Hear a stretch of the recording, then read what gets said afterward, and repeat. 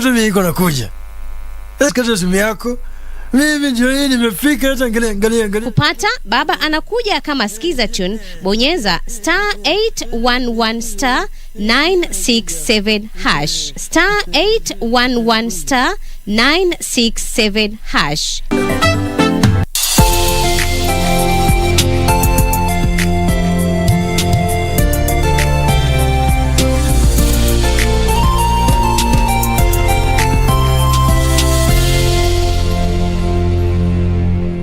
But 2021 during the morning hours and afternoon, commencing at 10 a.m. and at 2:30 p.m.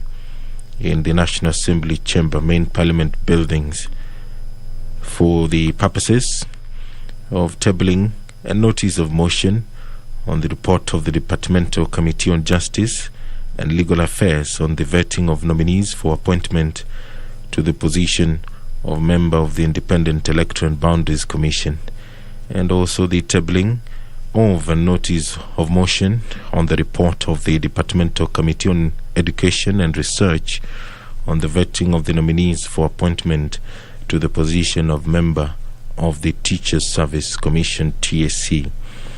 And also during this special sitting, there will be the tabling of any other papers with statutory timelines. Also the conveyance of any urgent messages from the National Executive or the Senate. And the National Assembly will also transact the following businesses this morning. This is according to the provisions of Standing Order 29, which necessitated this particular special sitting. There will be the first reading of various bills, among them the Sustainable Waste Management Bill 2021. The principal object of this bill is to establish the legal and institutional framework for the sustainable management of waste and to ensure the realization of the constitutional provision on the right to a clean and healthy environment. The bill is divided into 10 parts and one schedule. Part 1 of the bill provides for preliminary matters, which includes the short title of the bill, the definitions of key terms used in the bill, and the objects and general principles of the bill. Part 2 of the bill contains clauses 5 to 9, which provide for policy, coordination, and oversight of waste management. It defines the role of the Cabinet Secretary, provides for the establishment of the Waste Management Council and its functions. It also spells out the functions of the National Environment Management Authority in terms of waste management and provides for the functions of county governments. Part 3 of the bill contains clauses 10 to 14, which provides for measures and actions including the role of the Cabinet Secretary and county governments regarding policies, regulations and standards, as well as the administration of take-back schemes, the extended producer responsibility of entities engaged in the production, conversion and importation of products and packaging, and the establishment and administration of material recovery facilities. Part 4 of the bill contains clauses 15 to 19, which provides for the waste management functions of the Cabinet Secretary, accounting officers as well. If you're just joining us, the special sitting of the National Assembly is about to begin, and just as a highlight as well, there are other businesses which members of the National Assembly are engaging in. The Committee on National Administration will also be meeting this morning. It has scheduled a meeting with the Cabinet Secretary for internal security. That meeting will be starting at 10:30 a.m. and the broadcast will switch to that side, and it will continue, however, here on Bunge TV, the proceedings of these special sittings. Let us pray. Almighty God, who in your wisdom and goodness have appointed the office of leaders and parliaments for the welfare of society and the just government of the people, We beseech you to behold with your abundant favor as your servants whom you've been pleased to court the performance of important trusts in this republic. Let your blessings descend upon us here assembled, and grant that we treat and consider all matters that shall come out of our deliberation in so just and faithful a manner as to promote your honor and glory, and to advance the peace, prosperity, and welfare of our country and of those whose interests you committed to our charge. Amen.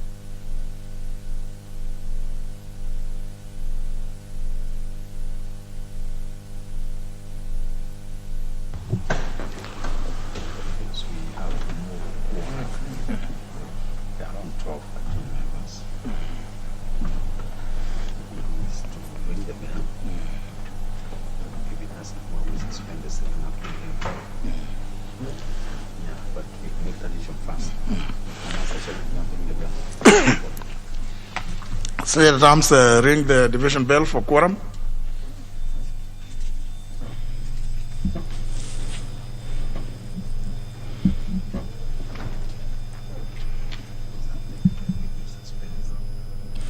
There is no enough quorum for the business of the National Assembly to begin this morning, and the quorum bell is currently being rung, and that is courtesy of the Standing Order number 34, which requires the Speaker to order for the quorum bell to be rung so that the members who are within the precincts of Parliament can take their seats in the chamber and any other place which has been designated as an extension of this assembly. And until that is attained, then we'll continue looking at the order of business this morning. Just a quick reminder, the National Assembly Committee on Administration and National Security will also be meeting this morning, and it has invited the Cabinet Secretary for Interior and Coordination of National Government. The agenda of that meeting is the provision of security services to the Deputy President. The chairperson of the committee did write to the Speaker under the Standing Order 186, subsection 2, seeking the authority to hold the meeting while the House is sitting. Back to plenary.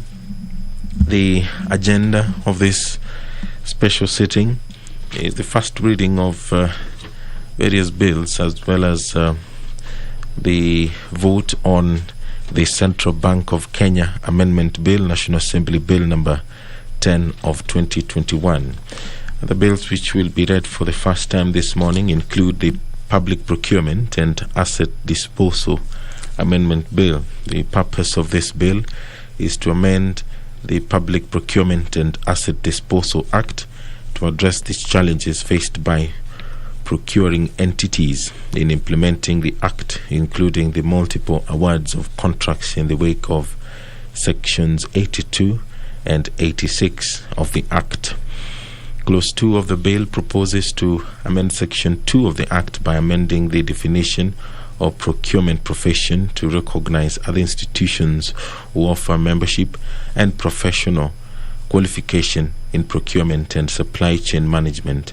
Further to this, the bill proposes to introduce the definition of local contractor into the Act to pave way for the inclusion of sole proprietorship, partnerships, cooperative societies, individual consultants, associations, and groups that are registered in Kenya.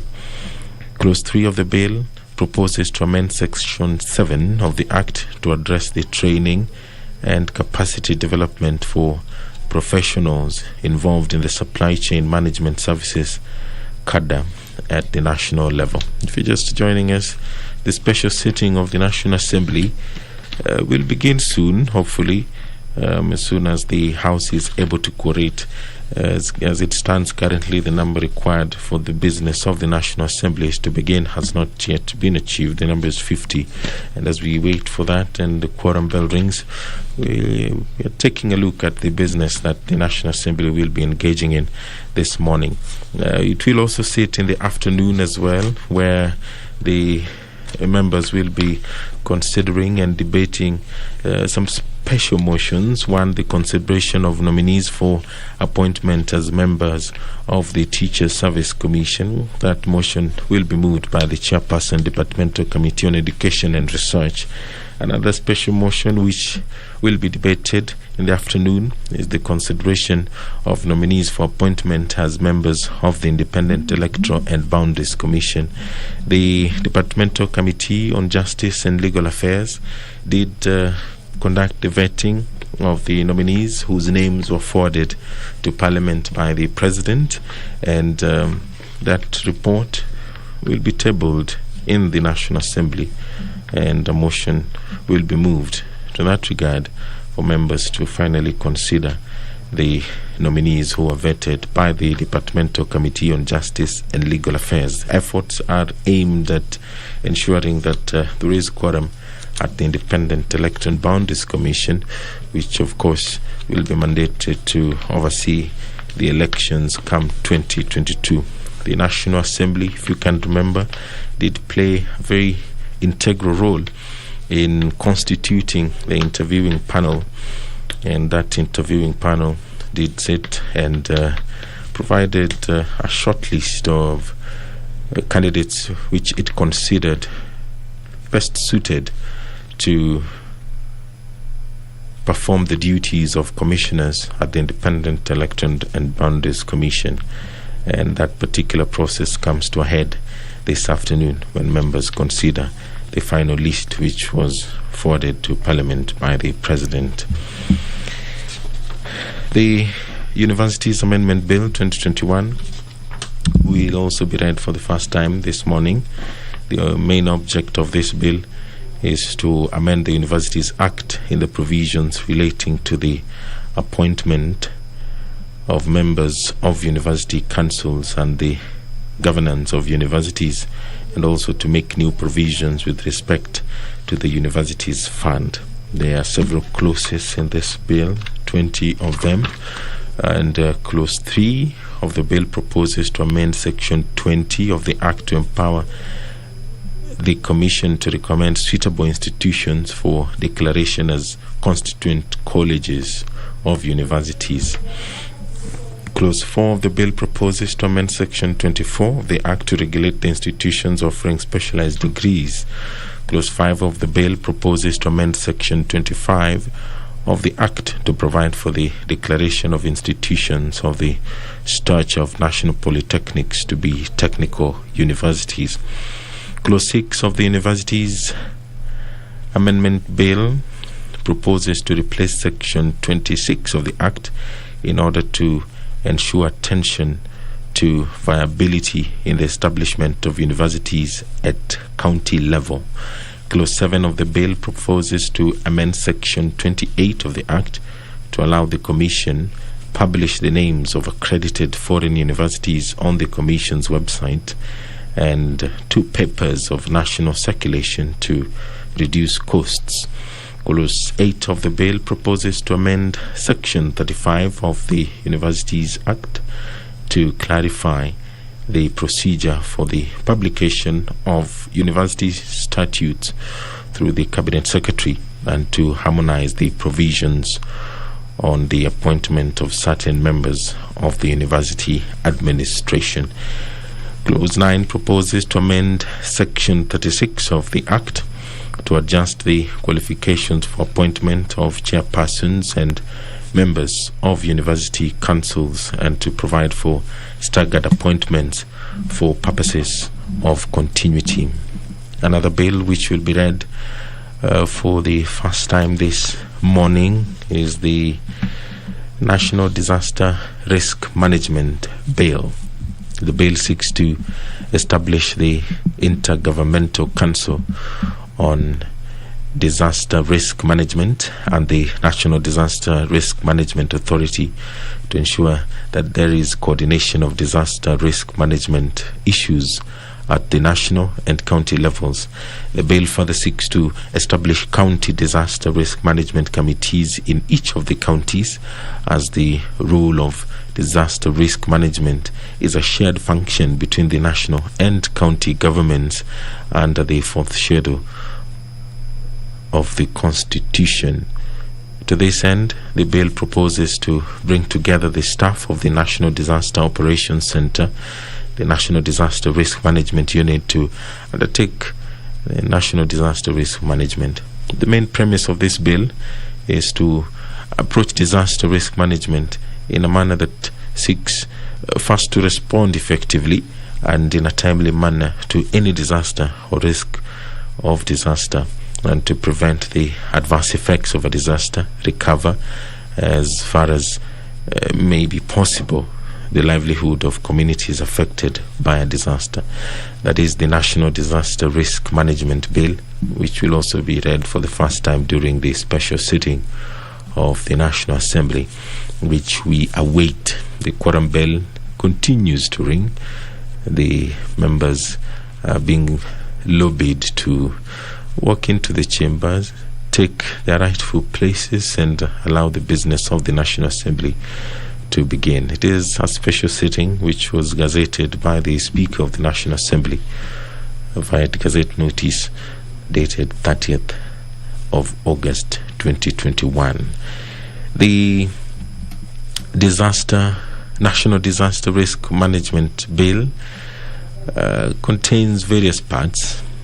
Part 2 of the bill establishes the institutional framework on disaster risk management, which include the Intergovernmental Council on Disaster Management Authority, or Disaster Risk Management, as the apex body, and the National Disaster Risk Management Authority, which is to act as national coordination body on matters of disaster risk management. Part 3 of the bill contains provisions dealing with the manner in which disasters may be classified and the establishment of the Disaster Electronic Information System. Part 4 of the bill contains provisions on the institutional framework at the county level. Clause 35 establishes Disaster Risk Management Committee in each county to act as the focal point for the coordination of disaster risk management activities at the county level and to liaise with the authority.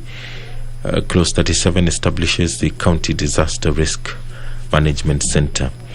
There are other parts of the bill, such as the part that contains the miscellaneous provisions on protection of information held by the authority and the county committees. Quorum has been achieved. Now I will hand you over for this live broadcast of the National Assembly. Good morning. Now, of the requisite quorum, I'm sure many of you are quite aware of some statements and determinations about the importance of quorum. It has been pronounced not too long ago by the courts. You can start. Order number 1, administration of oath. Order number 2, communication from the chair.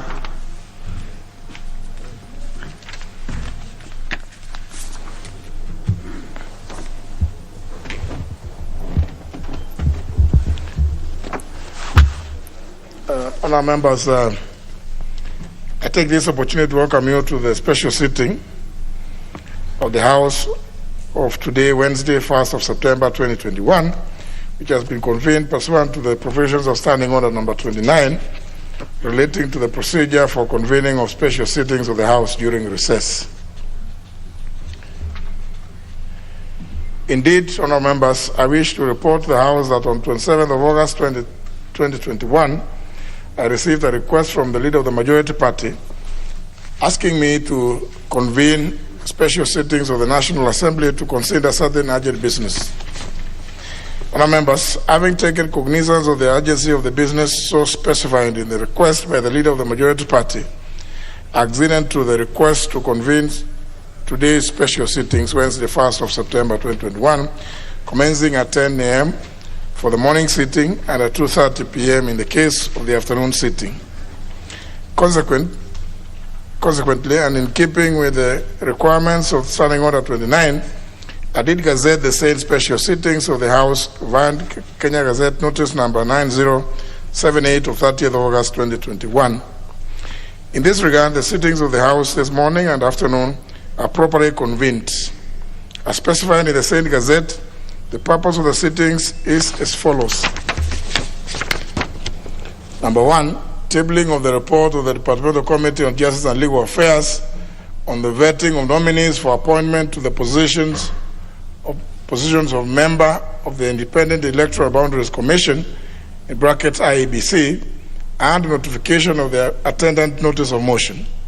Number 2, tabling of the report of the Departmental Committee on Education and Research on the vetting of the nominees for appointment to the position of member of the Teacher Service Commission, brackets TSC, and notification of the attendant notice of motion. 3, tabling of any other papers with the statutory timelines. 4, conveyance of any other urgent messages from the National Executive and all the Senate, which I will do during the afternoon sitting. 5th, first reading of the following 5 bills. A, the Sustainable Waste Management Bill, National Assembly Bill number 22 of 2021. B, the National Disaster Risk Management Bill, National Assembly Bill number 28 of 2021. C, the Public Procurement and Asset Disposal Amendment Bill, National Assembly Bill number 32 of 2021. D, the Universities Amendment Bill, National Assembly Bill number 35 of 2021. And E, the Public Procurement and Asset Disposal Amendment Bill, number 2 Bill, National Assembly Bill number 36 of 2021. 6, voting on the motion for special reading of the Central Bank of Kenya Amendment Bill, National Assembly Bill number 10 of 2021, whose debate was concluded on the 11th of August 2021. 7, consideration of special motion on appointment of nominees to the position of member of the IEBC.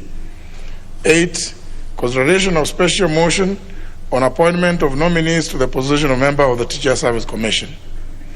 Honourable members, for the convenience of the House, the last 2 items that I have mentioned will be considered during the afternoon sittings. Having said that, may I remind the House that today's sittings have come at a time when the country is experiencing an increase in the number of cases of COVID-19 pandemic infections. In this regard, I urge honourable members to strictly adhere to the Ministry of Health's protocols issued for the prevention and control of the pandemic. In particular, honourable members are advised to observe social distance while in the chamber and in the other facilities, have our face masks properly worn at all times, strictly sit only in the designated places in the chamber, and avoid changing seats or having close physical interactions. The House is accordingly guided, and I thank you now, members.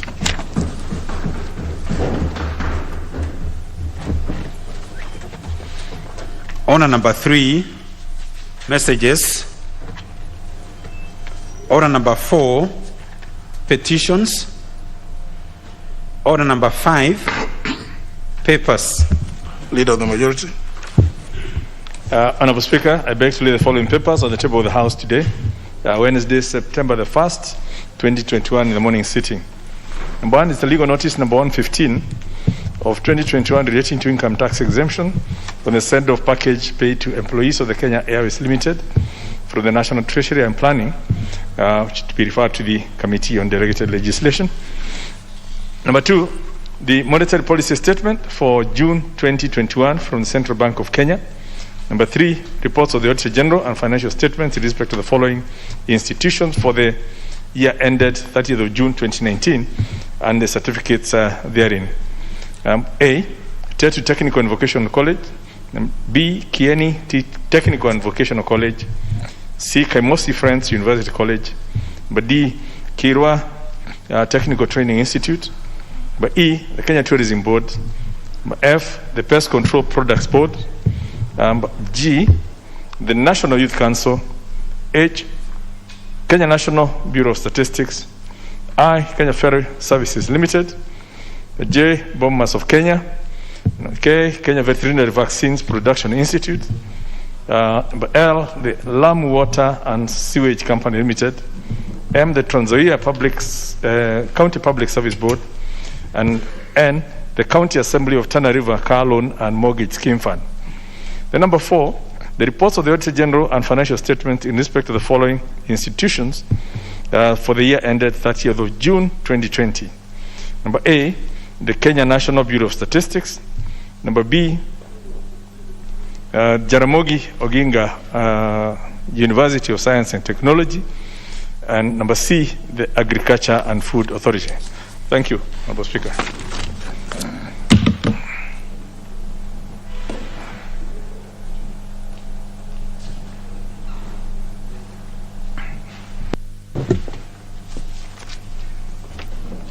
The Chairman, Departmental Committee on Justice and Legal Affairs, Honorable Muturi Kigano.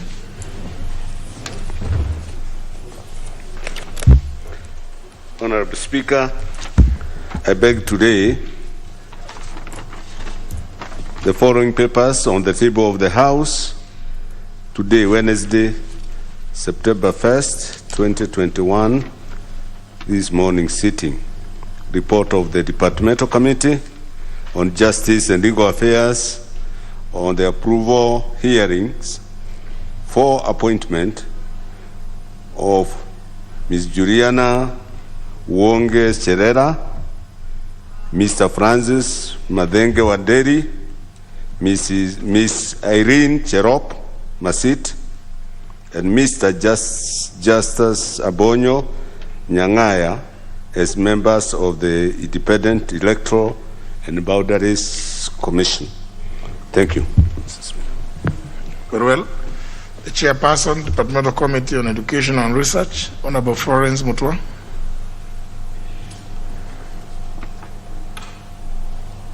You don't have a count? Yes. Thank you, Mr. Speaker. Honorable Speaker, I beg to lay the following papers on the table of the House today, Wednesday, September 1st, 2021, morning sitting.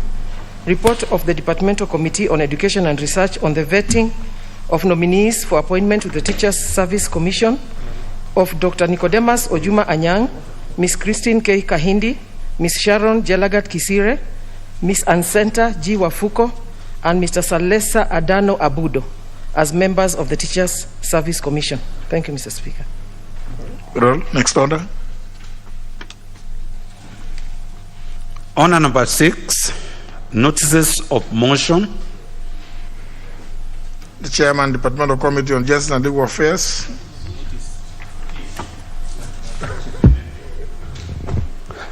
I do apologize, Mr.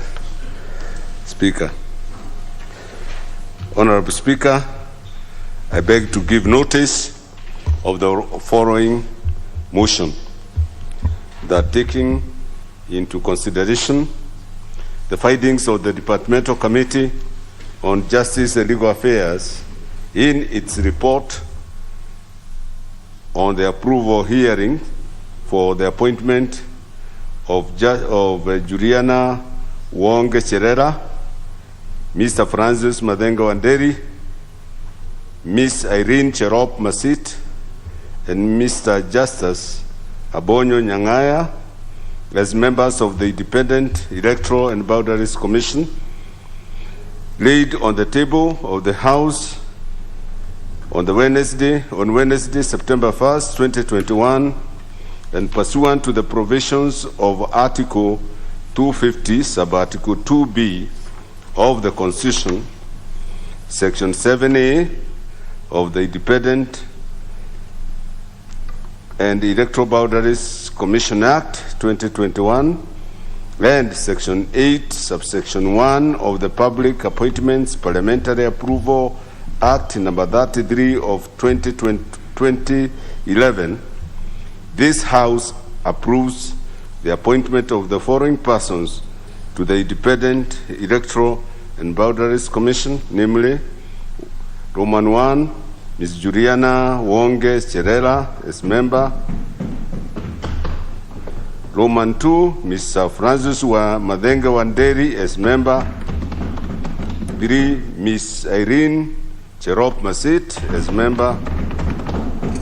And Roman 4, Mr. Justice Abonyo Nyangaya as member. Thank you.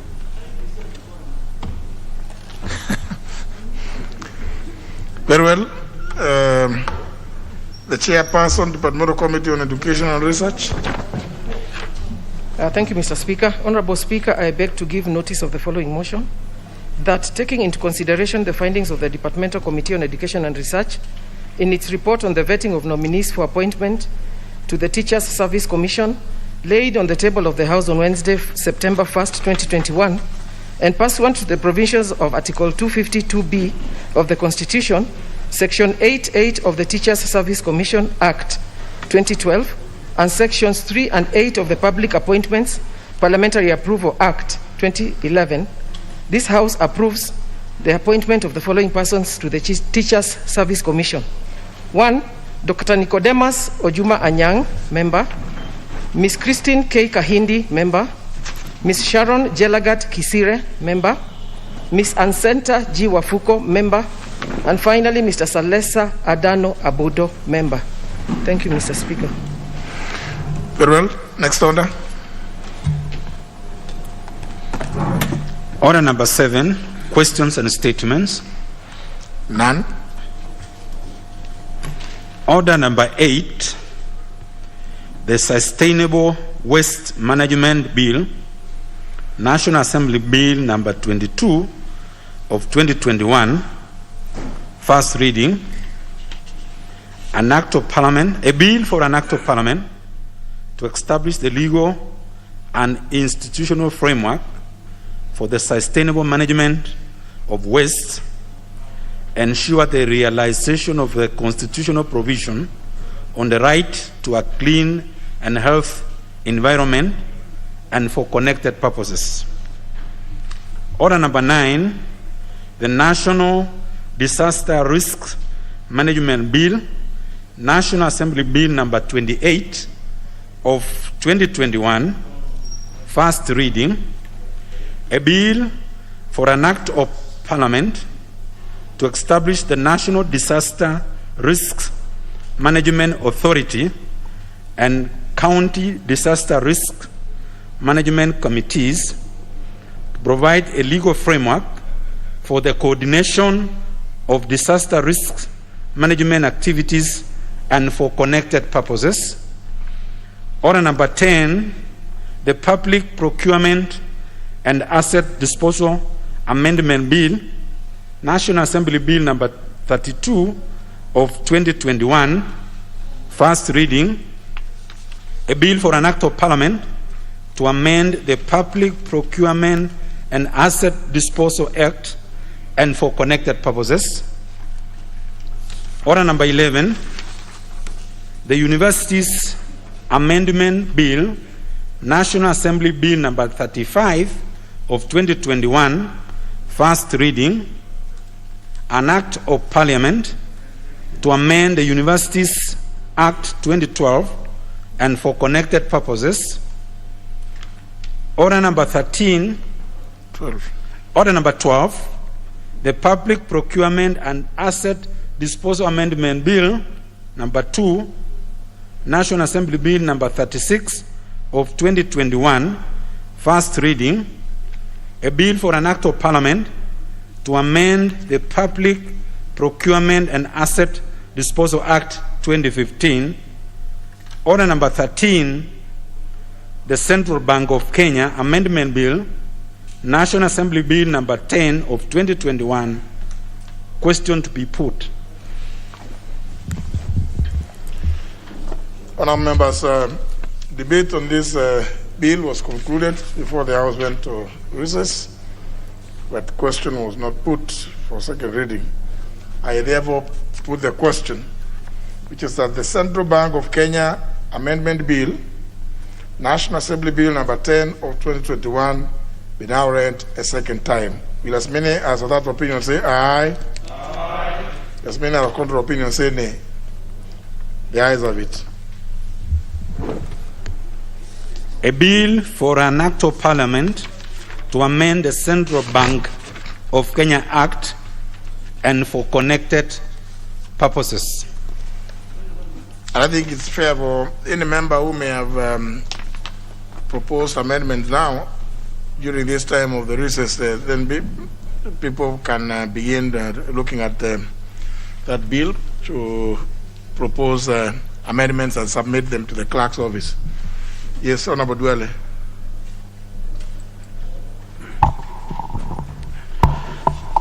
Honorable Speaker, I rise on a point of order under Standing Order 83 and 218 subsection 2 to seek your guidance on the status of bills to amend the Constitution that are at different stages of consideration by this House and the legislative proposals that are pending before the Departmental Committee on Justice and Legal Affairs for pre-publication scrutiny.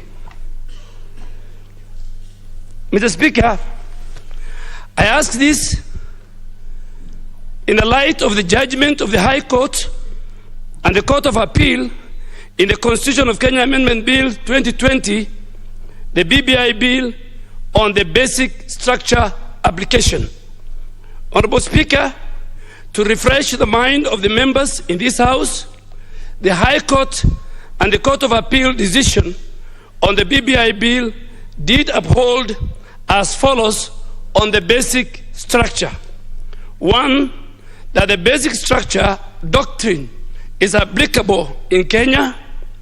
2, that the basic structure doctrine limits the amendment power set out in Articles 255, 256, and 257 of the Constitution.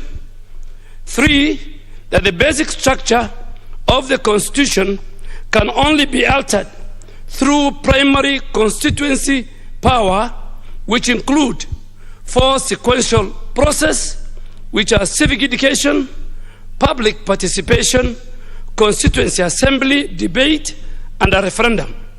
Honorable Speaker, as you are further aware that there are at least 7 published bills proposing to amend the Constitution before the House, which are at different stages in the House. And the Speaker, the bills include 1, the Constitution of Kenya Amendment Bill 2019 by the Honorable Florence Mutua, the Constitution of Kenya Amendment Bill number 2 of 2019 by the Honorable George Kariuki, the Constitution of Kenya Amendment Bill number 3 of 2019 by the Honorable Gladys Bos-Sholei. 4, the Constitution of Kenya Amendment Bill number 4 of 2019 by the COIC Committee, the Constitution of Kenya Amendment Bill number 5 of 2019 by the COIC Committee, the Constitution of Kenya Amendment Bill number 6 by the Honorable Vincent Kemosi, and number 7, the Constitution of Kenya Amendment Bill by the COIC Committee.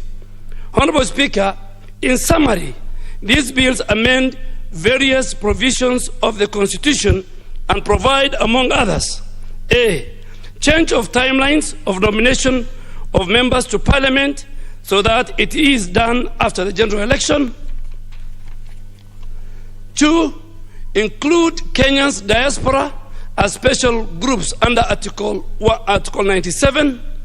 3, increase in the number of elected women members of the National Assembly from the current 47 to 136. 4, amend Article 152 to provide that the President shall appoint cabinet secretaries from among members of Parliament. And 5, amend Article 90 of the Constitution to make provisions for political parties to nominate to the National Assembly and the Senate presidential and deputy presidential candidates who lose in the general election. Honorable Speaker, there are also several legislative proposals to amend the Constitution that are pending before the Committee of Justice and Legal Affairs for pre-publication scrutiny, or before the Budget and Appropriation Committee for financial analysis. Mr. Speaker, some of them touch on various items, including the establishment of the position of a Prime Minister, his 2 deputies, who shall be from the largest political party in the National Assembly, and to provide that the Prime Minister and the 2 deputy Prime Ministers shall be appointed by the President with approval of the National Assembly. Honorable Speaker, looking at the proposals for amendment as contained in these pending bills and legislative proposal, it is clear that they contain matters that were contained in the BBI bill, which has since been declared unconstitutional. To this end, and in the light of the judgment of the High Court and the Court of Appeal in the Constitution of Kenya Amendment Bill 2020 on the basic structure, this is to seek your guidance on the following, Mr. Speaker.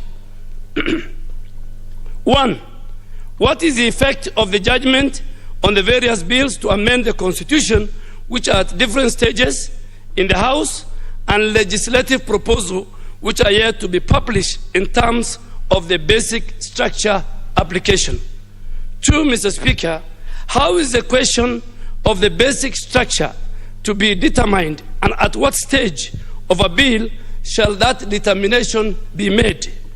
3, could it be prudent for the House, Mr. Speaker, to suspend any further processing of these bills and legislative proposals until a determination is made on the application of the basic structure doctrine on each of them, and a legal framework on review of the Constitution of Kenya is developed? Honorable Speaker, it is notable that the courts agreed with your considered rulings, Mr. Speaker, in particular that a bill to amend the Constitution under Article 256 and 257 cannot be amended, that corrections and errors may be effected as they are not amendments, and that there is definitely a fundamental lacuna on the processes under Article 256, which is parliamentary initiative, and Article 257, amendment through a popular initiative. So, Speaker, the courts on this matter have agreed with your ruling and communication that you gave to this House. Honorable Speaker, you have ruled before that Parliament should not act in vain on a number of your rulings. And in this regard, Mr. Speaker, I respectfully hold the view that we should not spend time of this House and its committees considering bills and legislative proposals to amend the Constitution only again for the courts to fault the outcome for not following the just process due to lack of sound legal framework. Setting up the legal framework, Mr. Speaker, is the business of this House and the Senate. Honorable Speaker, so that we don't put the cart before the House or before the horse, could I be in order to request you to once again rise to the occasion as you have always done and use your powers under Standing Order number 1 and Standing Order 281-2, subsection 2, to ask the COIC, Justice and Legal Affairs Committee, to formulate a bill to actualize the provisions of Article 256 and 257 with its specificity. I ask you that, Mr. Honorable Speaker, conscious that this task could be better undertaken by a committee and not an individual member due to its magnitude and enormity. Indeed, Mr. Speaker, both the High Court and the Court of Appeal did uphold that there exists no legislation to govern the popular initiative process, including the matter in which the verification of signatures was to be conducted. Should this not be the first step, Honorable Speaker, before all this can be considered by the House? Finally, Mr. Speaker, I have in mind a bill close to the Constitution of Kenya Review Act, Cap 34 of 208, which could provide the form, among others, the legal framework for the amendment of the Constitution under Article 256 and 259, the mechanism and the responsibility of undertaking signature verification, civic education, public participation, constituency assembly debate, all found under Articles 256 and 257, among other things. So, Mr. Speaker, as a ranking member, I have seen a lot happening out there that people want to engage the House and its committees in trying to amend certain provisions of the Constitution. And Mr. Speaker, based on the ruling of the courts at both levels, it is imperative that with the introduction of the concept that the structure, the basic structure doctrine, is applicable in the amendment of the Constitution. And Mr. Speaker, to be more specific, the basic structure doctrine touches on the function of Parliament. So, Mr. Speaker, when you want to add the number of women members of Parliament from 47 to 130 plus, it touches on the function of Parliament. The basic structure doctrine within the reading of the court touches on the Bill of Rights, on the judiciary, and the executive. Those four key areas have been cited as the anchors of the basic structure document. So, Mr. Speaker, so that we don't take this House into a limbo and do a lot of stuff that will not see the light of day. Because, Mr. Speaker, we spent resources, time, and energy on this animal called BBI. And today, we are back to square zero. We don't want the same shenanigans and the same issues to be taken through this House. So, Mr. Speaker, you have risen to the occasion a number of times. We will ask you to guide this House, Mr. Speaker, and even ask the leader of majority that I think the first thing on the table before we do anything else, let us dispose of and ask even the Senate to dispose of very fast the bill, I think, that was supposed to set the process of the referendum, the legal framework on these signatures. So, Mr. Speaker, I beg to submit and request your considered ruling, and I'm sure you have enough time between now and 21st before we come back. So, Mr. Speaker, we really want you to make a ruling, just like Judge Odunga and Judge and his team, just like Judge Musila and his team. Mr. Speaker, Kenya must remember you. Kenya must remember you, Mr. Speaker. You are coming at the tail end of the term of Parliament. I am sure those judges, the 5 and the 7, both in prominent law schools in Kenya and globally, their judgment will be celebrated. Their judgment will be used as an authority for many postgraduate law students on constitutionalism. Mr. Speaker, Speaker Muturi has been known for his ruling. Mr. Speaker, I want you to join the ranks and the file of those 12 judges and make a ruling. And you come from the judiciary. Join your colleague in protecting this house from those who want to bring amendments.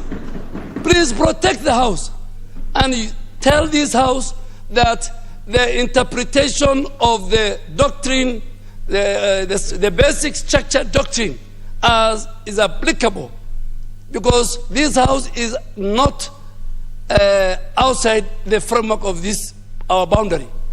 Mr. Speaker, rise to the occasion, use standing order 1, use standing order 218 and subsection 2. The Speaker, I have, in preparing these arguments, the Speaker, I have gone into the many rulings you have made.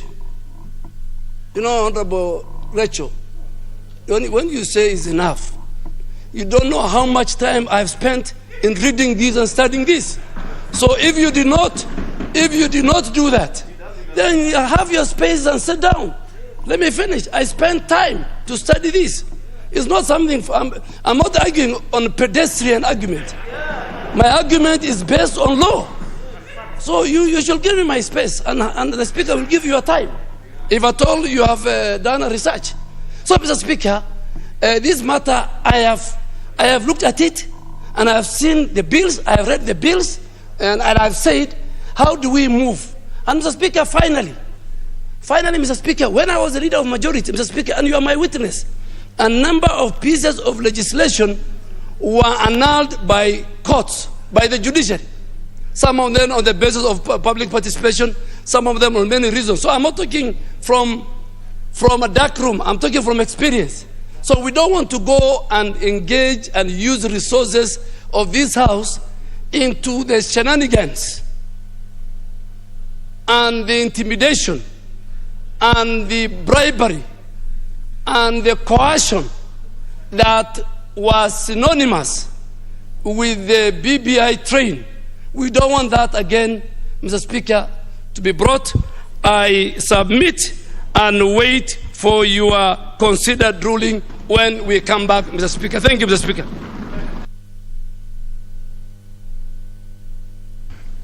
Except, of course, I think the judges in both courts ought to have gone further to clarify whether the reference to the basic the doctrine or basic structure only referring to the provisions to those requirements provided for in Article 255 of the Constitution, because if it applies to everything, then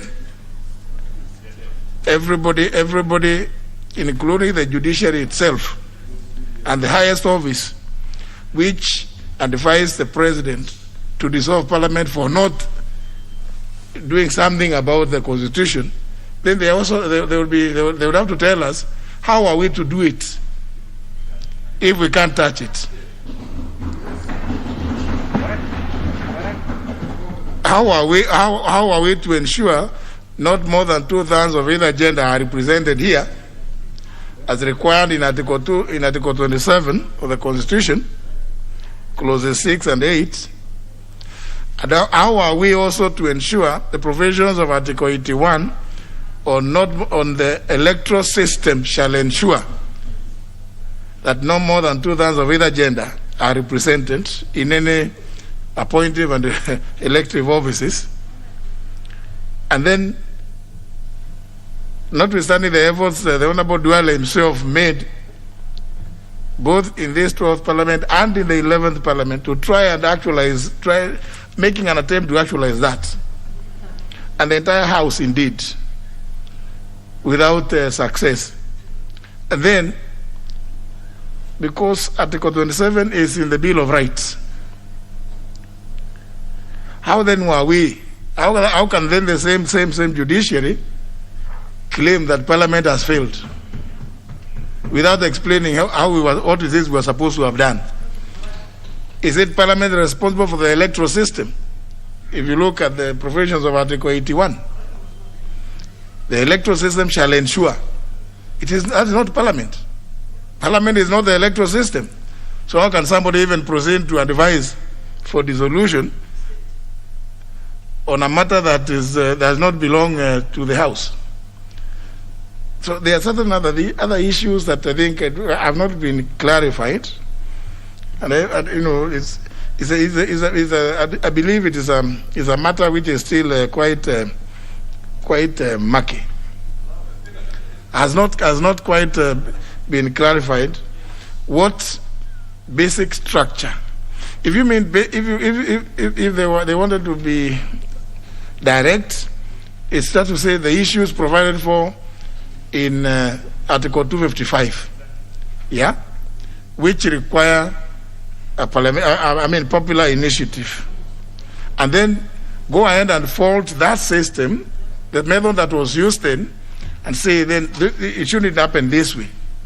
But then you don't just go and say basic structure applies, but you don't say this basic structure. If you read the Constitution itself, it is the provisions, all those matters referred to in Article 255, the term of the President, the functions of Parliament, the independence of the judiciary, Chapter 4, national values, Article 10, because all of them are specified in Article 255. Nothing should have stopped them from going further to just indicate that this is what we are talking about. But then go ahead and fault the method used to try and get that bill through. But I think it's a matter that requires, I think, a lot of reflection, and maybe we haven't seen the last of it, because, of course, there is a matter. There is the other matter which is before court, advising because they advise the president to dissolve Parliament for having not implemented the principle of not more than 2/3 of either gender, which is in Chapter 4. So if we can't touch it, if we cannot touch it, how then are we supposed to? How can we be blamed? So it's I think people should not eat their cakes and still have bits of it. The leader of majority, I see you want to say something. Yes, sir. Thank you, Honorable Speaker. I wish to thank my predecessor for raising this issue, because it's disturbed some of us. When you go through the political process that was involved in both the High Court and the Court of Appeal, because it's a blend between politics and the law, you get a confusion that has now been brought to the country. At the very basic level, which you might wish to consider within your ruling, and I'm sure it will be canvassed in the Supreme Court, is the sheer admission by the Court of Appeal that they themselves are not properly constituted. Because if IBC was not queried at the point of verifying the signatures, the same IBC supervised the elections for the President of the Court of Appeal, who appointed the bench. So if the President of the Court of Appeal is in office illegally ab initio, then surely the Court of Appeal did not have jurisdiction to look after this matter. So we need to look at a number of the things that even their own judgment could well be the subject matter of a challenge. But going back, perhaps to the High Court, which may not have that challenge, we seem to have introduced a new 255A, because we are in Bomas. We are in this process of the 2010 Constitution. And the prayers by the stakeholders was, now that we are coming up with a new Constitution, how do we protect it from being dismembered progressively by Parliament and by other bodies, progressively like had happened with the 1963 Constitution? And I remember those discussions. And members said, of the stakeholders said, let's identify. In fact, that's when I've heard first about this basic structure. Let's identify the very core items that cannot be changed without going back to the people who have the sovereign power and all those who are listed. And then everything else was said, anything else, Parliament can do it, any person can do it, so long as it does not touch on the items that were listed in Article 255. But politics being what it is, it's now led the cause to be politicized, and they've now gone to import some things from India, some things from other jurisdictions, who operate on a totally different system. India does not have a popular initiative route. It's all through the Parliament. And hence there was justification for the courts in India to then say, this is the minimum you can do. The same thing in Canada. In fact, even in Canada, they've not quite determined, but they say a matter could be brought for challenge. And if you then compare with where we get most of because we adopted this American system. And if you look at the making of the American Constitution, the framers of that Constitution, in changing it from the Confederation to the Union, they looked at, now that they have this Constitution, should it be cast in stone forever? And I remember one of the quotes, the ones talking of, it should not be so easy to amend, even on frivolous grounds, yet we should not make it so rigid that when necessity calls for it, it cannot be changed. And you recall, Honorable Speaker, even when they had the prohibition amendment that barred alcohol in the US for 10 years, when it became necessary that people are needed, that it was a prohibition in futility, they then brought the other amendment to change that. So basically, there's no way you can have a constitution that is cast in stone, that cannot be amended, as what now these judges have put. Because you look at this ruling, Honorable Speaker, and we want to call you to look at it. Basically, it's saying that Parliament cannot touch anywhere. Because anywhere you touch, knowing that the whole, all the articles within the Constitution and the sub-articles are interlinked, there's no way you're going to look at one in isolation to the other. So anything you touch will then have its roots in the basic structure. So basically what the courts have, it's probably the unintended consequences of the convoluted ruling, which we respect, is that it's made it now totally impossible even for Parliament to actually touch any of the matters in the Constitution. My worry is that this could be extended even on some of the laws that we are making, because they'll be told that this law touches on a certain right that is tied to something in the Constitution that touches the basic structure. And hence we could go on and on. Like, for example, you remember that convoluted obiter in one of the judgments that on interpretation of whether bills affect counties, that it's unimaginable that there's any law in Kenya that could be made that does not affect a county. and that was judge putting it. But we know what had actually been, the intention was a law that affects the functioning of accounting, but not the people in accounting.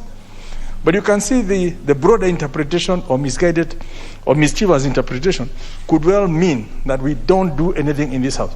So as you look at the issues that Honorable Duale has asked, I would like you to expand, because it may well be that the future of Parliament is at stake. We have actually no job. We will leave it to the courts to amend the law, which they have done. They've actually amended the Constitution themselves by introducing matters that are not in the Constitution, and yet they say nobody else can do it. Honorable Speaker, if you also look at one of the other things that has come out is that any amendment to the Constitution, so long as it touches on more than one part, should have motive questions.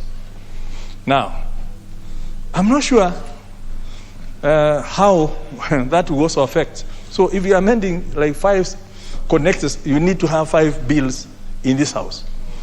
Now, how do you even process them?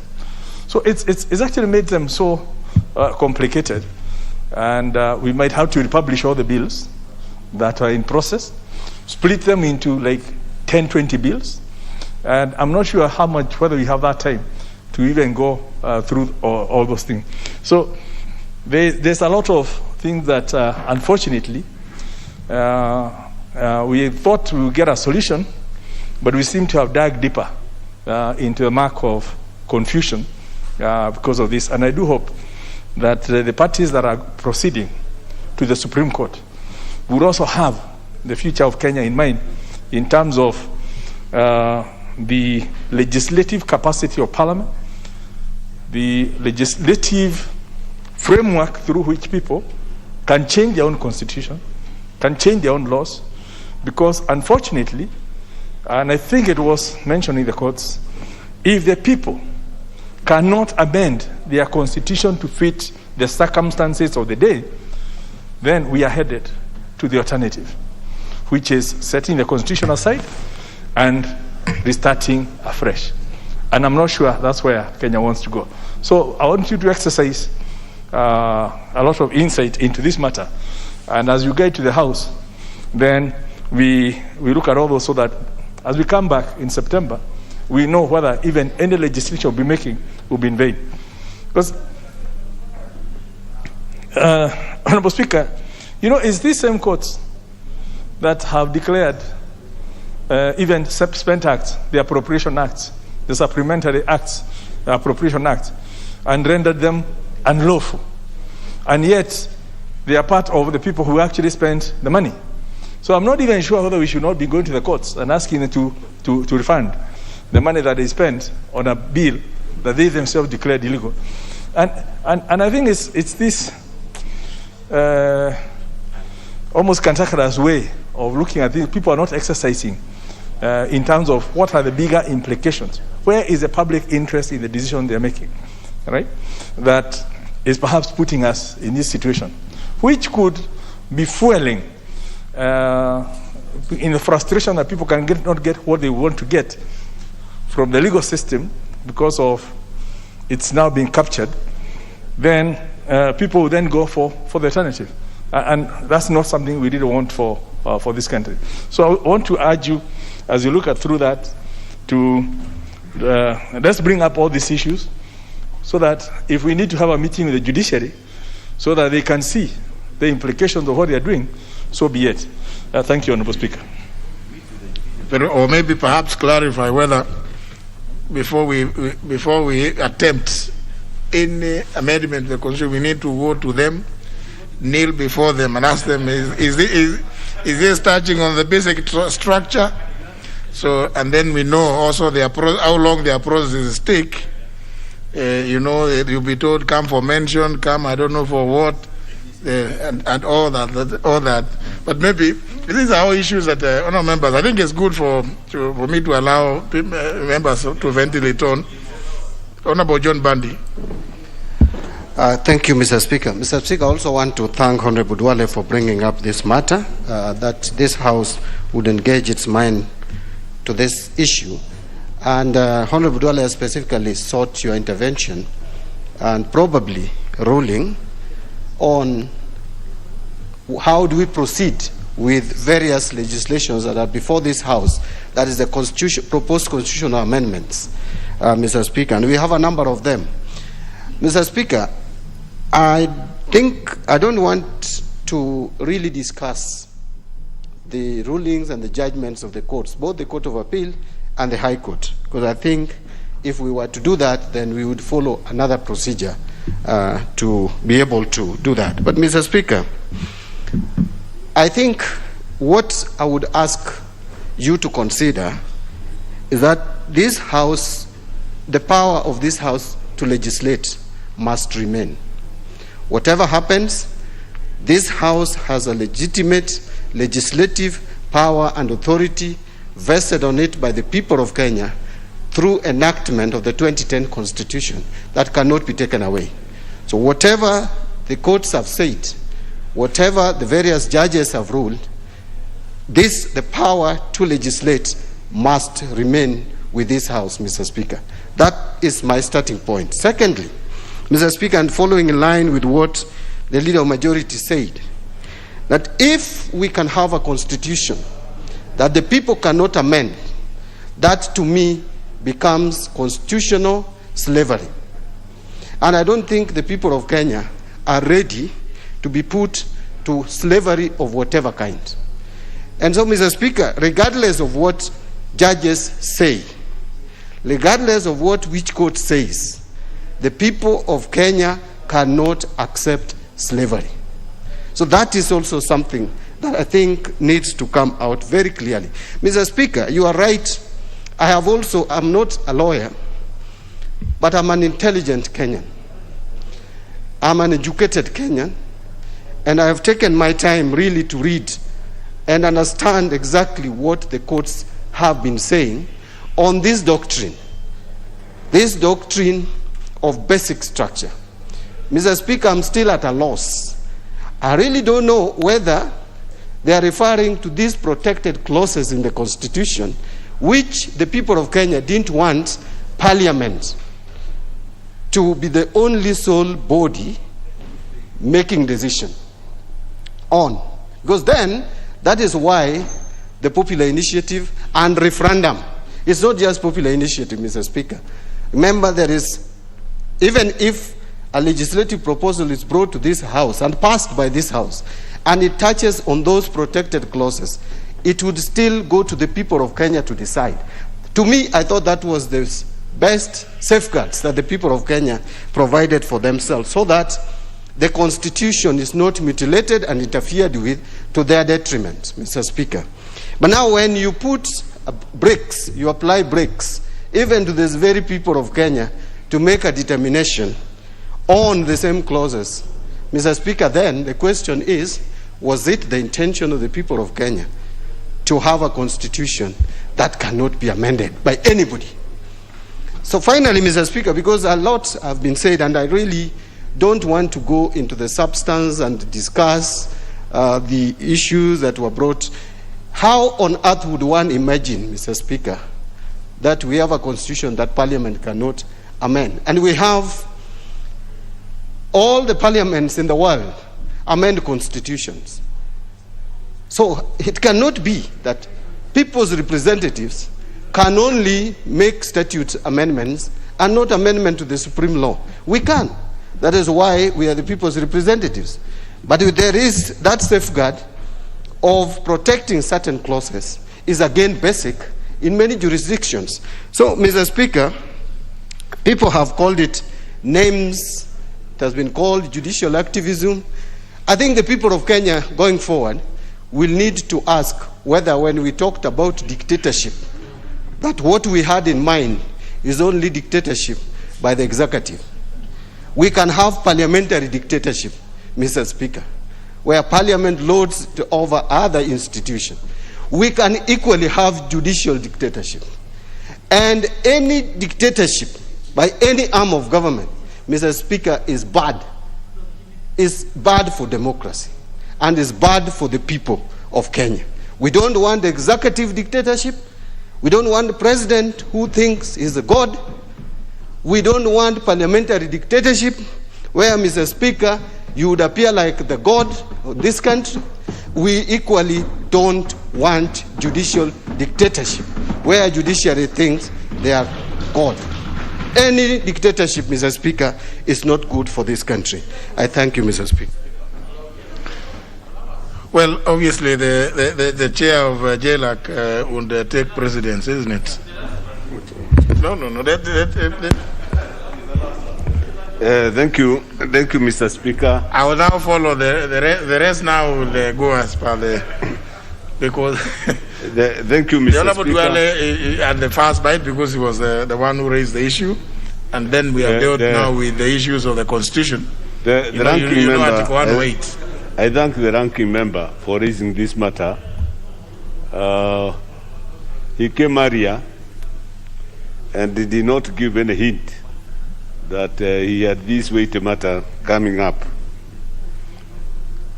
Mr. Speaker, I agree with your sentiments. I agree with the sentiments of the leader of majority and the leader of minority. That what is happening today is that the courts are invading on the powers of the legislature.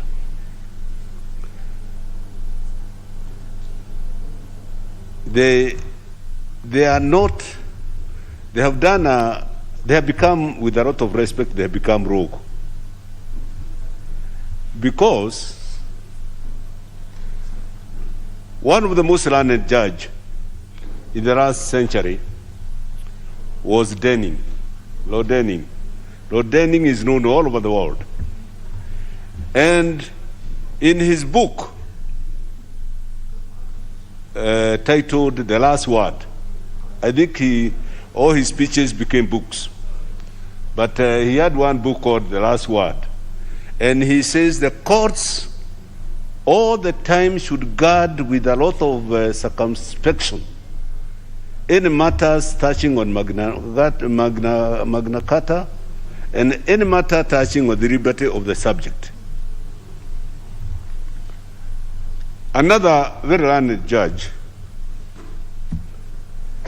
he was Chief Justice of Uganda in the 60s, Sir Udo Udoma. He was a Ghanaian. To declare the government of Obote, not the government of Uganda. One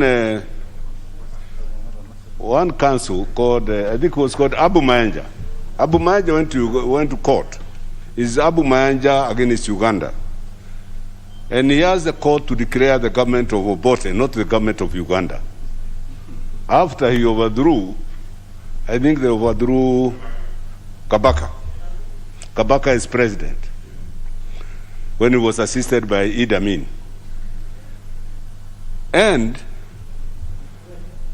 the Chief Justice, the then Chief Justice, said that he agreed with Abu Mayanja that the government of Uganda was not the jure, was not the legal government of Uganda. But because it seemed to be in substantial control of the institutions of government, it was the de facto government of Uganda. He saved the country. Instead of judicially scrupulously looking at Article 259, Mr. Speaker, if I may refer again to Article 259 for easy reference, it states, this Constitution shall be interpreted in a manner that it has several provisions. A is relevant here, promotes its purposes. Right? And I emphasize here, I had a pin, its purposes. its purposes is for good governance in Kenya, right? Peace and unity. Why I say they go wrong? When they issue injunctions and what they call conservatory orders and the rest, left, right, center, when they say this house is no longer a house, it will be dissolved, what do they expect Kenya to look at? Right? When I have a lot of arguments on IBC.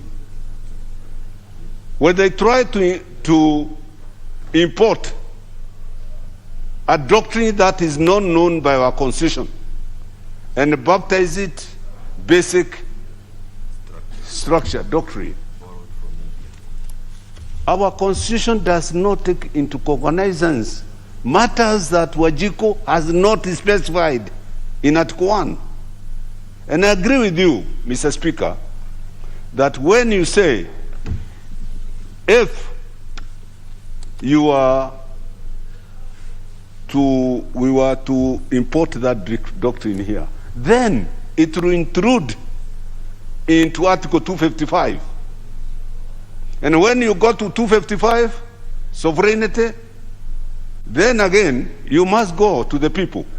And this is the same thing they are saying. One hand, they are telling us that Wajiko had no right under the BBI to go to the people.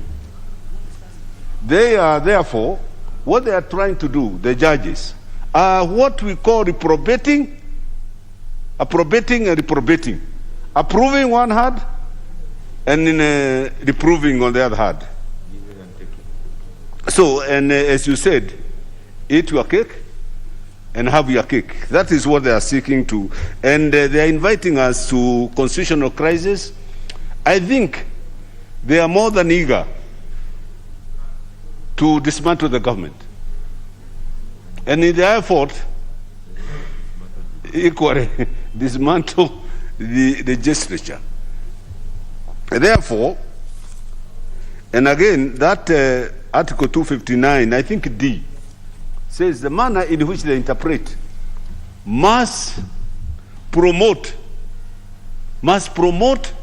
good governance. Is the interpretation in agreement with that provision of 259, good governance? So my submission here, Mr. Speaker, is that these matters, the sentiments expressed by the courts, are hollow. They have no substance. We know our duty, right?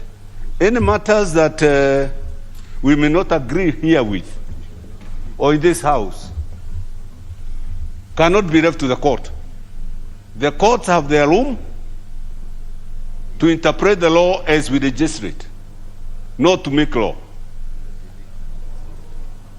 By importing this doctrine here, then I agree with you that they usurp our powers and become parliament. They become judiciary, they become parliament, and by the time they become executive. So I think, in a way, if we find, Mr. Speaker, and when you go into insights of these matters, perhaps you may find that we also have our own say, and they say, this will not do, because the courts have intruded into our province in trying to legislate. And the same judge I mentioned, Lord Denny, also said, yes, the courts can interpret and make law. He himself contradicts himself. He says the courts can make law, but only when they interpret where there is total lacuna, but not in matters that touch on Magna Carta and touch on Bill of Rights. Thank you, Mr. Speaker. Honorable Chair.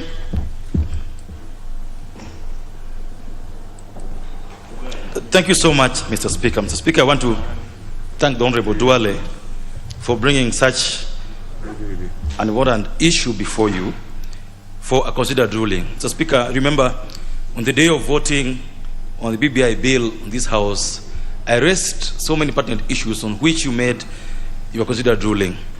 Mr. Speaker, I would want to say that from where I come, and when Bombadi also comes, we say that when a mongoose catches the chicken, we chase the mongoose, but we also blame the chicken. What was it doing at the bushes where the mongoose is supposed to be? And so, on this matter, Mr. Speaker, we are dealing with an issue where the executive tried to mess up with the Constitution. That's the truth. And so, as you consider what Honorable Dola has told you, and I want you to separate those bills that are before this House today from what has been decided in the courts. Because these are very new bills. They don't touch on what the courts have said, in my opinion. And so I wouldn't imagine that the judgment given by both the two courts would stop us as a House from processing any bill, Mr. Speaker. But after saying so, Mr. Speaker, I would like to say also that there are things that are in the realm of politics and which must be left politics. Whether they are bad or good, they must be left politics. Then there are those things that are in the realm of the law that we would easily leave to the courts. Once we decide on those, Mr. Speaker, and doing a ruling, you should be able to do both, in my opinion, because you straddle both aisles, the politics and the law. That's why you guide us here, but your rulings are also considered as rulings that would be at the level of the High Court. So, Mr. Speaker, as you do that ruling, I would also want to put you to consider the following. One, the issue of whether the bills being proposed on this floor are amendment bills or they are repealing the Constitution, because that was an issue before the court. The courts were saying that the total effect of the 70 odd amendments in the BBI amounted to repeal, not amendment. And so in your doing your ruling, Mr. Speaker, I would like you to look at those two. The bills before this House, are they repealing or are they amending? It's my considered view that they are amending. And by amending, Mr. Speaker, I don't disagree with the Honorable Majority Leader, Mr. Speaker, that the courts are saying, if you are amending and you propose to amend, for example, let me use an example of bringing in ministers to this floor of the House. The courts are saying, and I agree with them, deal with one issue in any amendment. Don't mix so many issues. You want to raise 30% of county monies, you want to change, to bring in ministers here, you want to do gender rule, it's a mix that no one can think about. What are you trying to do? You are trying to torpedo, you're actually trying to overturn the Constitution. In my mind, Mr. Speaker, I don't think the bills that are on this floor of the House, proposed by members, amount to what we saw being done in the BBI, Mr. Speaker. Mr. Speaker, on the issue of IBC, and I also want to again refer to what the Honorable Majority Leader said on this issue. The courts are very clear, Mr. Speaker, that we must distinguish between two things. Issues of policy, issues that require the IBC as a commission. The commissioners sitting as 7 of them, deciding on how one matter will go either way. Distinct from the issues that the IBC does in their administrative function. Like, for example, Mr. Speaker, people have been asking about Uganda by elections. Because I came in here throughout by election, and that time the IBC had only 3 commissioners. The court said in their judgment that on matters where the IBC commission have no decisive vote, matters whose results are unpredictable because they don't belong to the IBC commission but they belong to the people, those ones, if the IBC did them, Mr. Speaker, the courts are saying you cannot fault IBC. And that is also the case with the election of the President of the Court of Appeal. The IBC's role there was not decide whether the Honorable Justice Musinga would be President or not. They were only facilitating the process, administrative process. And so the courts are saying those ones are okay. But where, for example, the commissioners sit and decide whether we will determine one way or the other in how we'll collect signatures, will decide one or the other on how the regulations look like, then that requires the IBC to be fully corrected or have quorum, as it were. So, Speaker, we need to distinguish those ones. So, Speaker, the courts are introducing something that is very unique, that I think we as Parliament must look at and see whether we want to comply with it or not. The issue of whether, if you are to touch the issues under Article 255, and you are going to do it through a popular initiative, you must do what was done before the 2010 Constitution came to be. Whether you must put together a Constituent Assembly. And if that be the case, Mr. Speaker, and if this House considers that to be an important matter, then we just need to make a law to provide for how we'll deal with the matters under 255.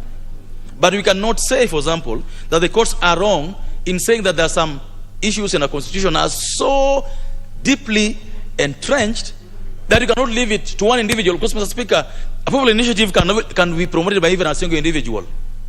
Mr. Speaker, you can imagine if David Ochieng would sit down and say that I'm proposing something to say that from the next elections of the next parliament will have 600 members of parliament, and you therein decide that Nairobi will now have 100 constituencies. Which tools do you have as an individual to determine that then this county will have 100, another will have 3, another will have 4? So the members, the courts, in my opinion, Mr. Speaker, were just reading the constitution holistically. They could have added, in my opinion, in especially deciding on how we can amend the constitution. Because I don't believe that every time we amend the constitution, we'll have to go back to the courts and ask them, is this basic doctrine structure or not? That for me is wrong. We can't keep on going to the courts because they are saying that, you know, on whether a matter belongs to the basic doctrine structure or not must be decided on a case-by-case basis. I don't know how many times we'll have to go to the courts to decide that. And Mr. Speaker, that's why I want to say that on this particular issue, this parliament should not have its hands tied on any issue before the sun. I believe this parliament can amend the constitution on any issue. Amend it, let us do our role, vote on it, let IBC deal with the issue. If IBC wants to go to court to determine whether an issue falls within that policy structure or not, should not be our business. Let us do our job. Let us not claim that you are being handcuffed in any way, yet I don't see that in the ruling of the court. Mr. Speaker, I would want us to, as a House, provide leadership on this matter. And how do you do this, Mr. Speaker? And this has been said before severally. The issue of putting the cart before the horse. What was difficult before the BBI was brought to this House, or before it was taken to the assemblies? What was difficult in this House passing a law on a referendum? What was difficult in us passing a law on how to process questions? So, Mr. Speaker, as you retire to do your ruling, of course I heard that word a lot in the courts. As you retire to do your ruling on this, Mr. Speaker, I want you to be guided not by emotion, not by sentiment, but by good order, this constitution, and above all, respecting the role of Parliament as the only law-making authority in this country. Thank you so much. Malo. Thank you. Thank you, Mr. Speaker. Mr. Speaker, first and foremost, I want to thank Honorable Dwale for bringing that matter. Indeed, that matter, Mr. Speaker, was very fundamental. But, Mr. Speaker, this is Parliament. Our key role, Mr. Speaker, is to enact laws. We are here to legislate. Article 94 of the Constitution, Mr. Speaker, clearly stipulates that the legislative authority belongs to this House. It doesn't belong anywhere, Mr. Speaker. And under the principle of separation of powers, Mr. Speaker, under the arms of government, Parliament is there to legislate. Judiciary, its work is for purposes of interpretation. They must be separated, Mr. Speaker. There's no way, Mr. Speaker, Parliament can be gagged by the judiciary. And in any case, Mr. Speaker, the matter at hand, it is still in progress. I find it, in my own opinion, Mr. Speaker, premature because this is a matter that should find its way to Supreme Court, Mr. Speaker. Whatever the High Court has ruled, whatever the Court of Appeal has ruled, Mr. Speaker, it's not final. It is not final, Mr. Speaker. So you can only be invited, Mr. Speaker, to make a ruling or a determination on a matter that has gone into finality. We know very well the apex court, Mr. Speaker, is the Supreme Court. And for purposes, Mr. Speaker, of academia, because this matter, the jurisprudence under this doctrine, the basic structure, as a scholar, Mr. Speaker, I also went around to look at the theoretical framework on what is this animal all about, Mr. Speaker. And I've seen, even in academia, it's not clear. There's a lot of gaps. Maybe the PhD students who are doing law, Mr. Speaker, this is an area they need to focus and do research on this, Mr. Speaker. Having said that, Mr. Speaker, I think what Honorable Duale has raised, it is key, yes, but the bills that members of Parliament, Mr. Speaker, has been processed, this Parliament has very knowledgeable people as matters of the law is concerned. They go through the pre-publication scrutiny. And if the bills have been processed, Mr. Speaker, they have reached to some stage, you should allow it to continue, Mr. Speaker. You should not stop anybody's law that just because the Court of Appeal has said, or the Court or the High Court. Who knows? Maybe if the matter goes to Supreme Court, it is going to be overturned. So to me, Mr. Speaker, on a matter like this, it is true it's fundamental, but it is indeed premature, because as per the apex of the judiciary in our area, we know very well the matter must be concluded by the Supreme Court where it's not challenged. So until we wait, it reaches there, is when you can come and pronounce yourself, Mr. Speaker, and say that because the matter has been determined by the Supreme Court and you can't challenge it anywhere, then it can. But for now, to me, in my own opinion, members of Parliament who have come up with their laws, let them go through the entire process of legislation. And later on, even if a law has been enacted and it's been challenged by the judiciary in terms of interpretation, the same House can be able to amend as per what the interpretation is. And Mr. Speaker, in my own small reading, when we are looking at the basic structure doctrine, and it's highly, when we read Article 255, it's very clear. Maybe what we need to do, Mr. Speaker, is to expedite the law on referendum, to be able to operationalize. On a matter where there's confusion like this House must prioritize. I'm aware Honorable Bokose had brought a bill, Mr. Speaker, on the issue of the referendum. There was also a committee bill that was there. And I'm aware that it was consolidated at some time, Mr. Speaker, so that we'll be able to operationalize and understand how do we go about the issues of the referendum. Because even when it comes to the issues of vetting signatures, how is it supposed to be done by IBC? There's no clear law that guides. Maybe as a House, we should prioritize the issue of the referendum law. Mr. Speaker, even when it comes to public participation, there are many laws that have gone through the courts, and the courts have nullified because of the issue of public participation. And when you read Article 118, Mr. Speaker, and there's a law that brought on this House, but has delayed. What is this public participation? We also don't have a clear law that brings the framework or the guideline on how public participation should be, Mr. Speaker. I think for now, as Parliament, we prioritize the issue of the referendum law, and if it works, it's not a must that this constitution, Mr. Speaker, should be amended before 2022. If we put a referendum law in place, or whatever the gaps that were there, this can be done afterwards. But for purposes of posterity and for purposes of jurisprudence, this matter, let it go to the Supreme Court so that we hear what will the Supreme Court say as far as this matter is concerned. But otherwise, Mr. Speaker, as you move forward, as you want to move forward again, that's what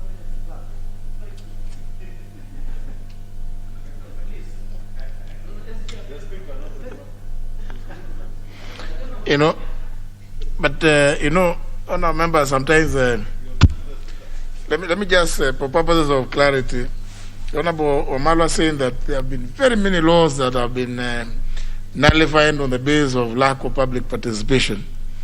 I want to just make a correction to be factual. The ones that have been nullified, and the Honourable Duale would recall, they are the ones, and they have, from time to time, I have always rejected some of your proposed amendments. When you're coming at committee of the whole House, when you introduce totally new things, which were not part of what was taken when the bill has gone to the public.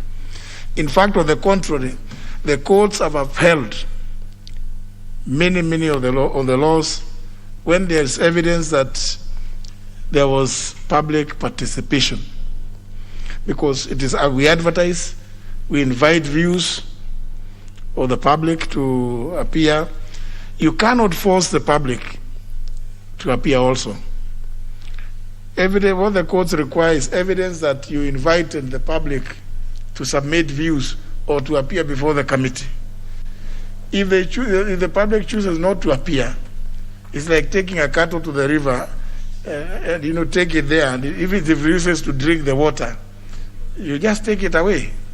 It is the same thing. I'm sure the pastoralists are aware, would know this very well. If the cattle, you take it to the river and it refuses to take the water, you just,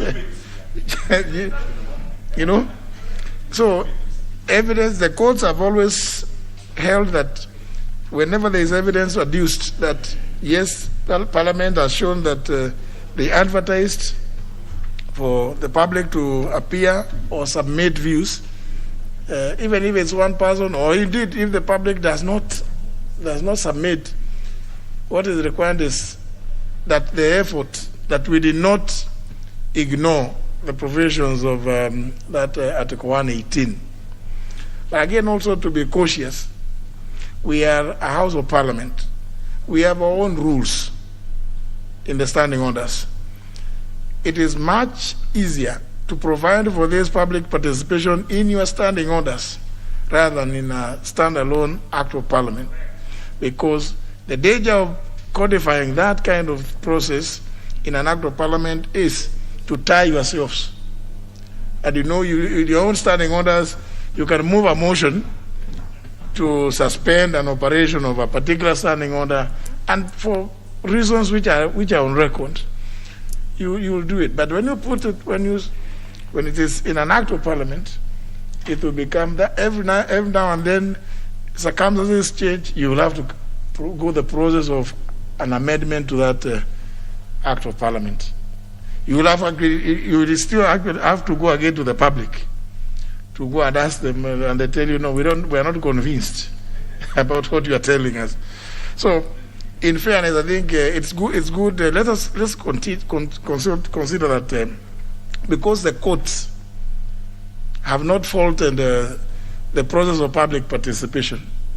The only thing they have done, and I know this, I'm speaking from knowledge, is I know some things which you members, introduced on the floor, and they were challenged by other people out there. They said, look, this bill was about this. You introduced this other stuff on the floor of the House during committee of the whole House. The public was not aware that you had to consider this, or this was to be part of this law. Those are the things that the courts have always pointed out. No, this you have gone out of your way, and that's why, from time to time, whenever there is a bill that is coming here and is going to committee of the whole House, I have to look through the various proposed amendments to see whether they go out in the scope of that proposed, that law, that bill. Because if they go out in the scope, if I allow you to come and consider it here, then it will be of no consequence. You will be happy that it has passed here, but it will run the risk of being outlawed or being annulled by the courts. But and that's something that we really we can always be on the guard. The courts have not been in any way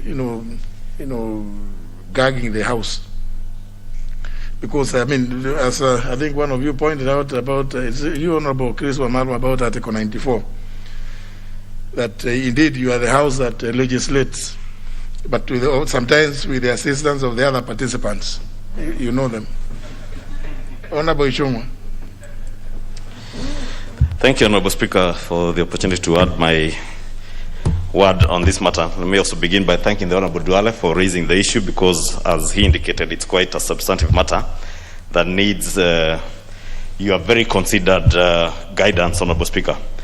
But I want to identify myself more with what has been said by the Honorable Member for Ugenya, that indeed what the court was doing was creating a clear distinction between the repeal of the Constitution and constitutional amendments. And I think what we are involved in with the legislative bills before the House are actually amendments to the Constitution and not a repeal of the Constitution.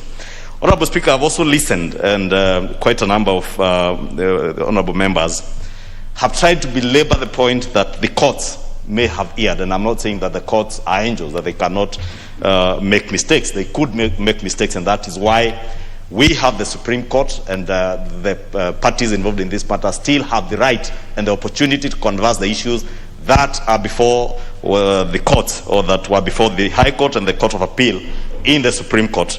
Honorable Speaker, my own reading and understanding of that judgment, and especially on the doctrine that has been raised on the basic structure, and I just want to join Honorable Mbadi by saying that I'm not a lawyer, but like him, being an accountant and an intelligent Kenyan, as he said, we are able to read and decipher what basically forms the basic structure of a constitution, or even the basic structure of a building like this, Honorable Speaker.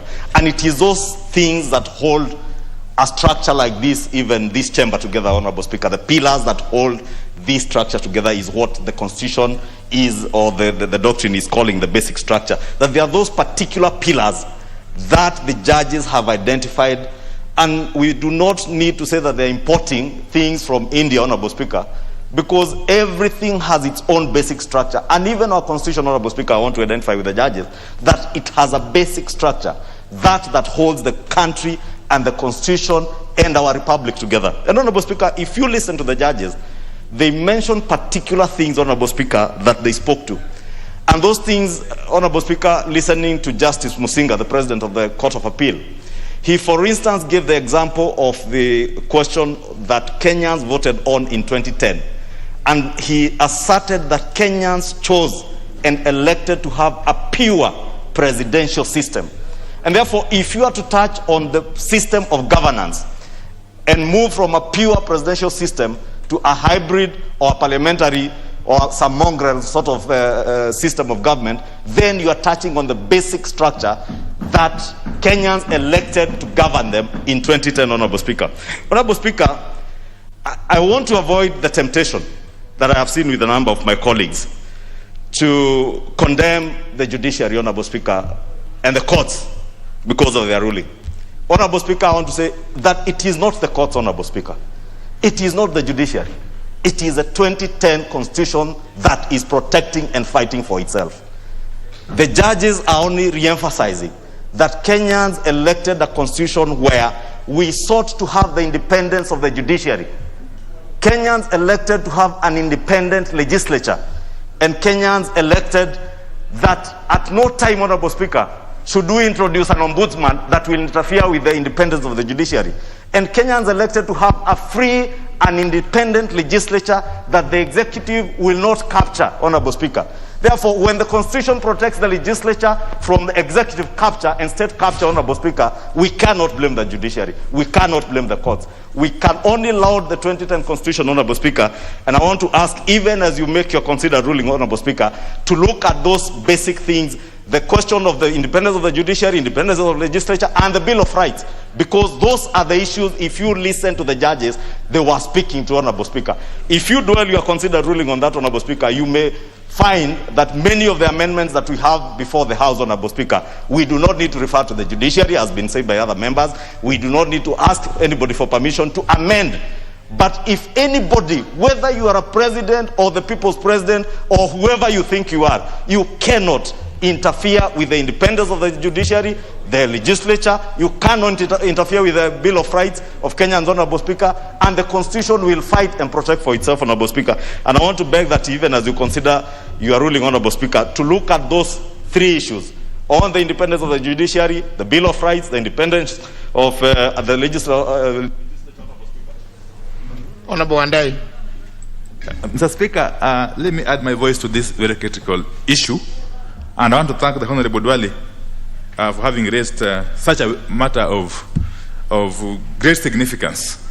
Mr. Speaker, for starters, the court rulings, both the High Court and the Court of Appeal rulings on the matter of the BBI, even though some of us disagree with them very strongly, they, as we speak, now form part of our laws, Mr. Speaker. But again, as the courts would say, we must take judicial notice of the fact that there are parties out there who have expressed intentions to appeal the Court of Appeal judgment, Mr. Speaker. And therefore, the matter is not yet settled unless and until the Supreme Court pronounces itself on it. And Mr. Speaker, if we go back to Article 95 of the Constitution, specifically Article 95, my eyes, as Article 95, Subarticle 3, in terms of the role of this House, the National Assembly specifically. This House enacts legislation in accordance with Part 4 of that chapter. Of course, we know the procedures. Mr. Speaker, what I'm saying in short is that this House cannot abdicate its responsibility, its constitutional responsibility, even in the face of those two judgments by the two courts. And more so taking into consideration the fact that the two courts' pronouncement on the matter of basic structure doctrine remains as vague as it can get. Mr. Speaker, ambiguity is something which is highly frowned against in law. And even as up to now, Mr. Speaker, no one for sure can say with certainty what the court meant by implying that you cannot amend the Constitution if the amendments touch on the basic structure. And yet, Article 255, Subarticle 2, is so clear, in my view, as to what would ordinarily constitute basic structure. What was so difficult in the courts restating really clearly that these are the areas you should not touch, as indicated under Article 255, Subarticle 2. But finally, Mr. Speaker, it would be a very dangerous situation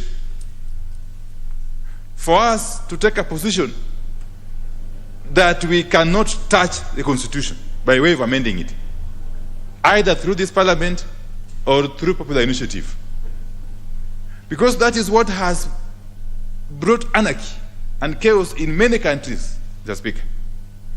Mr. Speaker, at the moment it becomes clear that it is near almost impossible to amend the Constitution, people will be tempted to look for alternative ways to bring change. If you cannot bring change through a constitutional process, you will be tempted to look for extra constitutional means to bring change. And you've seen, Mr. Speaker, in countries where military juntas have taken over, the first thing they do is suspend the Constitution. Because to them, the Constitution is an impediment to the changes they intend to effect. And therefore, we should treat this matter with a lot of seriousness. And as you retire to make your judgment or a ruling, please put into consideration all those factors. Thank you, Mr. Speaker. Honorable Nyamai. Thank you, Honorable Speaker. I would like first of all to thank you very much for giving me this opportunity to make a comment, and start by saying that as the Honorable Duale was speaking, I was consulting with my colleague from Wajir who has just left. We were whispering, and I think it is allowed that we consult in low tones. So if he heard what I was saying, then I do not mean to disrespect him or disrespect this august house which I was elected to. Mr. Speaker, first of all, the matters that the Honorable Duale has raised are weighty, and they are worth your considered opinion, direction, and ruling. Mr. Speaker, I was just wondering aloud as the Honorable Duale spoke, and I listened carefully to what the Majority Leader said. And I have listened to all the honorable members who have raised matters on this subject. And I can hear all of us wondering whether there is a possibility of this House being remotely controlled by another institution somewhere. And Honorable Speaker, I would like you, as you read through what the Honorable Duale has raised, and also the comments that others have given, to ensure that this House is not gagged. As he spoke, Honorable Duale raised the issue of the time that this House spends in dealing with legislative proposals, bills that are brought to various committees. And I was just thinking about what has already been brought by various members to the CIOC committee, which is chaired by my colleague who is seated here. And the question is, when a member is raising a legislative proposal or a bill, they do it with a purpose. And so far, a lot of resources and time for this House has been put in this. Is it a solution to say, then let us drop everything because we are listening to another institution at another level? So, Honorable Speaker, I would like to say that kindly consider this and as you give your guidance. And also the matter that has been raised in Honorable Duale's statement and also raised by the courts. And I'm so careful not to touch on matters, even those that seem to have been concluded by the courts. But the question is, why is this doctrine issue being introduced in this House at this time, bearing in mind the sensitivity of it? Is this doctrine that they mentioned, is it a foreign word within our Constitution, or it is a matter that we can prosecute? Mr. Speaker, as I said, I have not really researched on this subject, but I would like you, as you give us the guidance on how to proceed on this matter that has been raised by Honorable Duale, to consider that the role of legislation and representation that we have been given by the people who send us to this House, that it is not pulled down smoothly by another institution seated somewhere and we lose out on the work that we should do. Thank you, Honorable Speaker, for giving me an opportunity. Honorable Seli. Thank you, Mr. Speaker, for this chance to also give my thoughts on this. I wish to thank the Honorable Duale for bringing up this matter. Mr. Speaker, even as you bring us your considered opinion on this matter, perhaps you need to keep in mind that what has happened with the courts is that they have virtually blocked any popular initiative, because there's no way Wanjiku, Nekesa, Mora will raise the capital to be able to do all those things the court said they should do in order to have a popular initiative. So that avenue is more or less closed. So the only avenue open now is the parliamentary initiative. So, Mr. Speaker, when you give your opinion, please consider that that is perhaps the only avenue left for us to amend the Constitution and allow these bills to run their course. Some of those bills might then require a referendum. Some of them might not. So I think, Mr. Speaker, it would be good to let those bills run their course in the House. Because, Mr. Speaker, we are not foreigners in this country. The judiciary did not come from Mars. The judiciary is part of this country. And we must accept that whatever vicissitudes the rest of the country goes through, those things also affect the judiciary. So like when we talk of impunity, corruption, tribalism, they also affect the judiciary. The judiciary is part of us. So we should not behave like the judiciary is a different animal from Kenyans. The judiciary is Kenyan judiciary. What ails Kenya also ails the judiciary. So we should keep that in mind, to realize that we should also be very awake, Mr. Speaker, to realize that there has been a push and pull between the judiciary and the executive, the judiciary and the legislature to an extent, such that the judiciary has thrown out some acts of parliament passed by this legislature. The judiciary has annulled many appointments by the executive. So there's been that push and pull. So we cannot pretend that those things are not happening. They are happening. Because when we go back to this basic structure issue, when you say that pure presidential system is part of the basic structure, I start wondering whether some people have just landed from Mars. Because the Constituent Assembly that was bombers did not recommend a pure presidential system. This pure presidential system was a creature of some people in Naivasha. It was not from bombers. So if we base on it to say this is the basic structure, and one of the main amendments of it was to get what came from bombers from the Constituent Assembly. So it's a bit vexing if we keep on accepting that we should always sort of bow down to the judiciary. I think we should be collaborative. We should work in tandem, not antagonistically. So, Mr. Speaker, when you do make your ruling, I hope you will take all these things into consideration, because we don't want a situation where everybody is at war with the other. Because as Honorable Badi said, the person most best placed to be a dictator is the judiciary. They can annul everything the executive does. They can annul everything the legislature does. And we don't want that to open that kind of avenue. So with your considered ruling on this, I hope that you'll take all this into consideration so that we don't create a more acrimonious situation than we already have. Thank you, Mr. Speaker. Honorable Nyikal. Thank you, Mr. Speaker, for giving me this opportunity. And may I also allow Honorable Dwale for bringing this. It's such an important issue as raised that maybe if it would have been a motion that we discuss and resolve, probably that would have been faster. But that may be within the purview of what your recommendations will be. But Mr. Speaker, to me what I see is that actually we are in the process of implementation of the Constitution, and that perhaps there are still certain areas like where we got ourselves now that we have not looked up. So it looks to me like it's very important that the COEC, the Committee on Implementation of the Constitution, should constantly look at our Constitution and bring out areas where there are gaps that would create problems if they were to be handled at a time of a crisis when interests are high. I think that is the basic issue that came. Because, Mr. Speaker, when I saw what went in court in the whole issue of BBI, it was to a large extent process. How does Wanjiku start a popular initiative? And I think that was the main issue.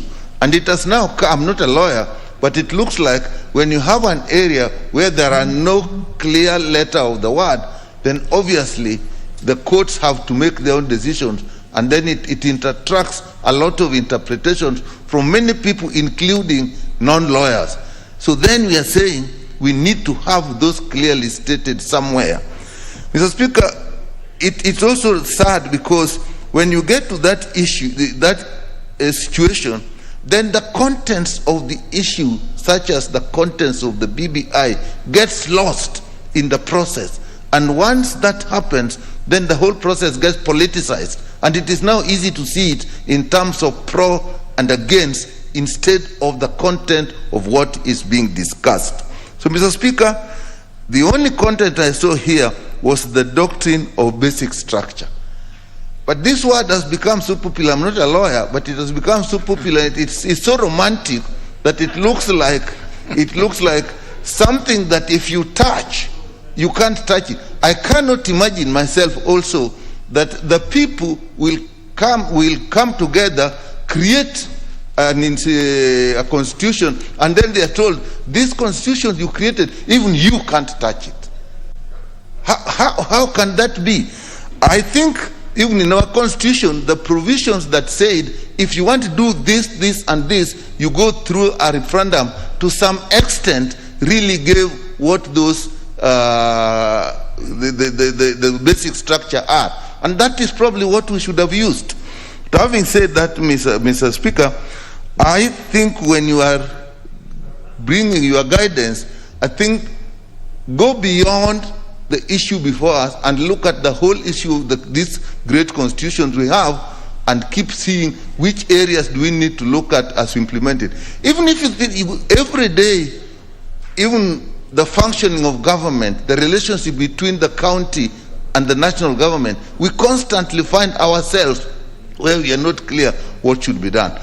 I think that's okay, because it should be a living document, and we have a structure for looking at it. That's what we should look at.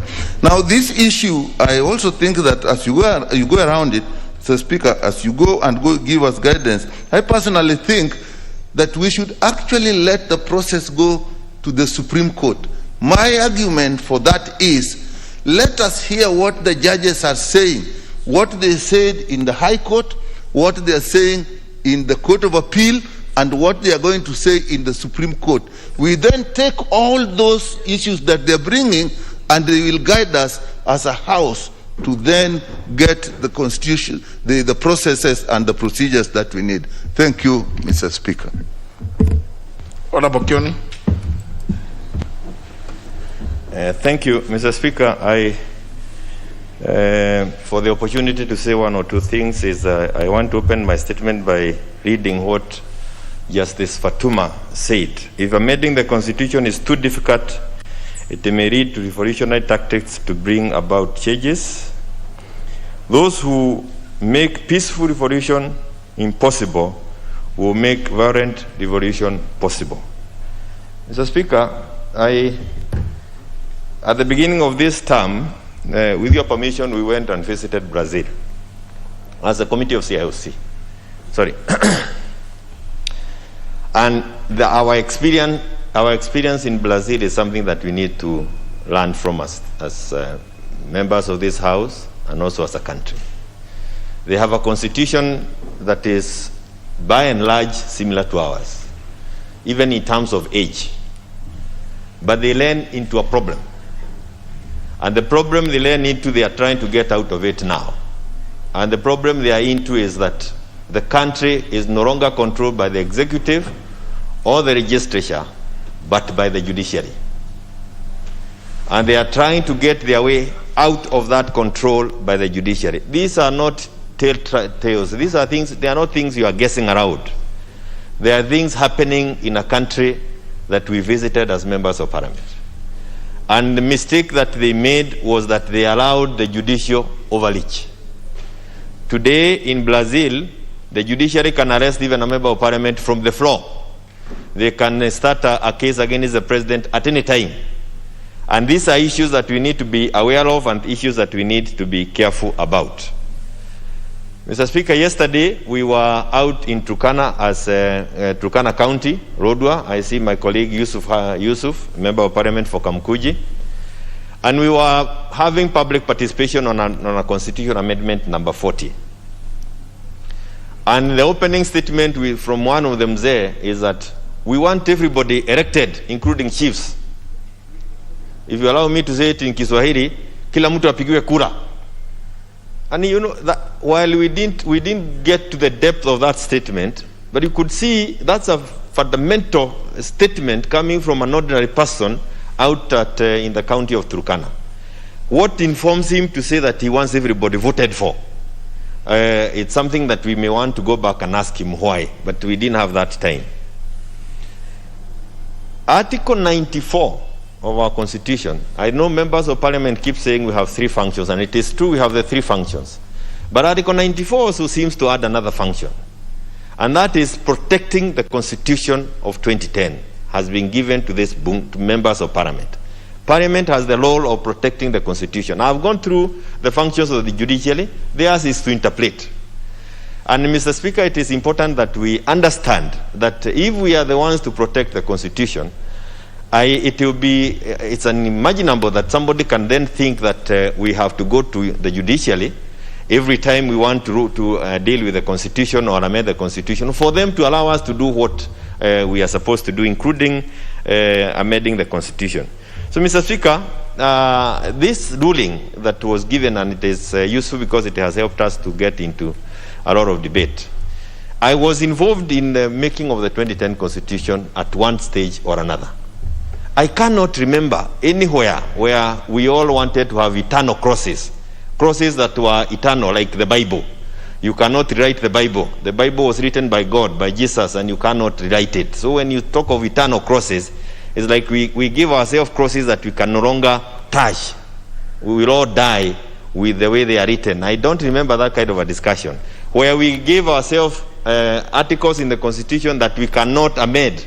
I know, and I believe, and I know that is a discussion we had, that it is the amending of articles that is different. Some will require referendum, others will not require referendum, others will have to get You can amend them through popular initiative. So all these channels were opened in our constitution, where we thought that these are fundamental issues that relate to our country. We said that you need to go to the people through a referendum. Mr. Speaker, I also want to associate myself with the issue of the popular initiative. This popular initiative, if it's not again given another interpretation by the court, has been taken away from Wajiko, because Wajiko cannot be able to amend the constitution through popular initiative and conduct civic education, be able to do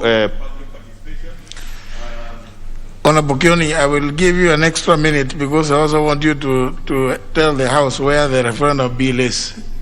Thank you. Mr. Speaker, I wanted to say that even bringing the Constituent Assembly together was also impossible. And we remember, Mr. Speaker, when we passed the 2010 Constitution, we said there is a 20% that we need to work on. Even that has been shut out by the ruling by the court. On the referendum bill, Mr. Speaker, I remember that we did table a referendum bill in this House at the very beginning, before any other person had a proposal. That time, the leader of majority was Duale, and I wish he was here to tell us where it went, because we have been waiting for it to be brought to the other stages. But instead of it being processed, JLAC came up with another one, and it was processed ahead of ours. And that also happened with another bill that we had done on IBC on the issue of quorum.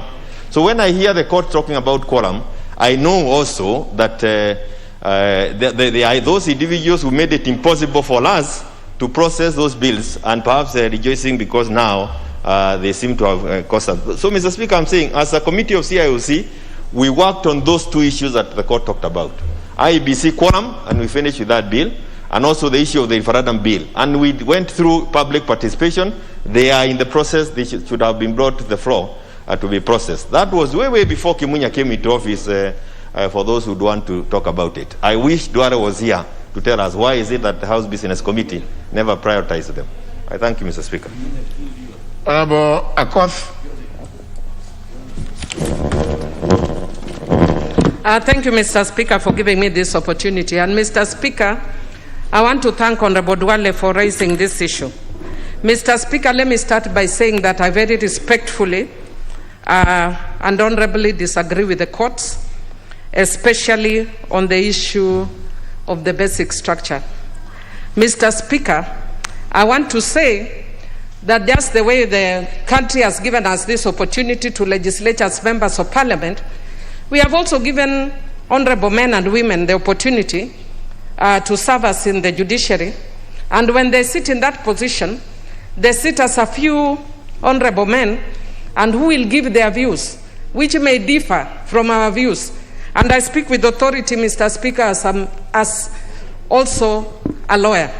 And as a lawyer, I can say I can disagree with them respectfully. That does not mean I disrespect the judiciary. Mr. Speaker, I listened to Honorable Mbadi on my way here, and I want to agree with him that any arm of the government can actually be autocratic. And we must always guard and ensure that none of them goes way above what the powers that they have been given in the Constitution. You should not go against your powers. The president can't go against his powers. Neither can the judiciary, Mr. Speaker. And I think when the judiciary goes against their powers, there are people who want us to walk stealthily around them like they are sacrosanct, they are God. The only person I do not challenge is God. When I agree with the judiciary, I speak very clearly because they are not God.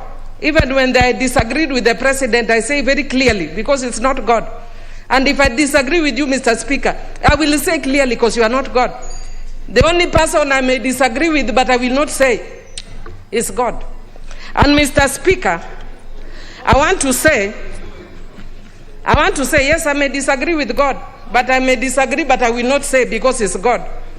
Mr. Speaker, I want to say the reason I do not agree with the basic structure concept is, Mr. Speaker, I know that I was a litigator on the issue of public interest law or public impact litigation, or what you call the lacunas or the lacunas of law, generally, Mr. Speaker. But this applies when there is no provision in law when there is clear provision in the Constitution about the way you want, we need to go, then we can't operate as though we are working in a vacuum. There are very clear provisions. But assuming even the basic concept principle was correct, Mr. Speaker, that the Constitution has a structure that we must adhere to, then in international law, it is already stated, Mr. Speaker, and our Constitution in Article 2.5 already provides that the Constitution of Kenya will accept every principle of international law. And Mr. Speaker, one of those principles is actually what is called the jus cogens principle, Mr. Speaker. And in jus cogens principle, Mr. Speaker, it provides that no country shall provide for standards or shall provide a law or shall legislate a law that goes against certain standards. And Mr. Speaker, those standards include issues of self-determination, issues against torture, Mr. Speaker. But what the court is saying does not include this, Mr. Speaker. And we don't even need the judiciary to go that way, because those jus cogens principles raise what we call erga omnes obligations, which are obligations that will emanate from every country against Kenya if we were to make those decisions. Mr. Speaker, I think this is a very dangerous path, especially for minorities. Mr. Speaker, as you are making this decision, I know that we still have the next step, which is the Supreme Court, and your decision should take that into account. But I want to tell the women of this country that this has sounded the death knell on the 2/3 gender principle, because it's a basic structure principle, Mr. Speaker. It is a basic concept principle, because it says how the Parliament of Kenya is structured. So as the women of Kenya, let us get used to 47 until death do. Honorable Ngojiri, Kimani Ngojiri. Thank you, Bwana Speaker, for giving me that opportunity. Ningetaka pengine kuangazia mambo mawili ama matatu. Ya kwanza, nashukuru Bwana Ndwale kwa sababu ameleta jambo nyeti ambaye tunahitaji kuiangalia kwa urefu. Na kwa sababu ya ujuzi wake tunamheshimu. Ni mtu anajua mambo mengi, ametuongoza kwa hii bunge. Lakini ningekuwa na maoni ya kufikiria, Bwana Speaker, mambo yaliyo mbele yetu, kwa sababu hii mambo ya BBI iko kotini na iko sasa inaenda Supreme Court. Tuwape nafasi kwa kisheria waendelee na mambo yao. Lakini sisi tukiwa kama bunge, tuna mambo nyeti tunataka kuangalia, mambo matatu. Jambo moja, kuna shida kubwa sana kwa sababu ya ugonjwa wa COVID. Hiyo ni mambo ya muhimu katika hii bunge tukua tukifikiria. Tunasema kuleta katiba mpya wakati watu wanakufa. Tunaletea nani? Na watu wanaenda kumalizika. Bwana Speaker, ukisimama ukiweza kufanya analysis yako katika mochari, utashangaa wacha wale wanatangazwa, lakini watu yetu wameisha kwa sababu ya ugonjwa wa COVID. Na tunangoja pesa za kupewa za kununua dawa. Kama tunaendesha mambo yenye tunazungumzia saa hii ya BBI, ile pesa iliyotumiwa ingesaidia sana watu wetu wasikufe. Tungekuwa na watu ambao tunajadiliana watapiga kura namna gani, kwa sababu wangekuweko, hawangekuwa wamekufa. Tunatengeneza mambo gani ya watu ambao watu wetu wameisha? Sisi tumechaguliwa na wananchi. Na itaonekana, Bwana Speaker, sisi tukua bunge hili, mambo nyeti ambayo inahusu wananchi wetu hatuyatetei. Jambo moja, ukiangalia Bwana Speaker, shida ambayo iko mbele yetu, kwa mimi ile mambo ya muhimu, kwanza wafugaji ng'ombe zao zimekwisha. Tunahitaji kuangalia wafugaji watafanywa nini kwa sababu ya ng'ombe zao. Hiyo ni mambo ya muhimu, kwa sababu hiyo ni uchumi ambayo tumetengeneza tayari. Hiyo uchumi inakwisha, hatuna nafasi ya kuweza kuchunga, tutafanya namna gani? Jambo lingine Bwana Speaker, ni ya muhimu sana tujue tutachunga watu wetu namna gani, tutawaangalia kwa njia gani kama tunafikiria uchaguzi ya 2022 ifanywe kwa njia nzuri. Jambo la muhimu ni tupitishe haya majina tumeletewa. Tuhakikishe Chebukati ana watu ya kutosha, asiwe challenge na koti, ili tuweze kutengeneza mikakati mizuri ya uchaguzi wa 2022. Tunaendesha BBI, tutakuja kusahau tunaenda kwa uchaguzi. Na mikakati ambayo tunataka kuweka ili uchaguzi we free and fair itakuwa ni shida. Itafika pahali Chebukati atasema mlinipa pesa kama mmechelewa. Kwa hivyo sikuweza kuleta vifaa ambazo zinatakikana. Saa hizi kunatakiwa registration, anatakiwa akuwe na pesa.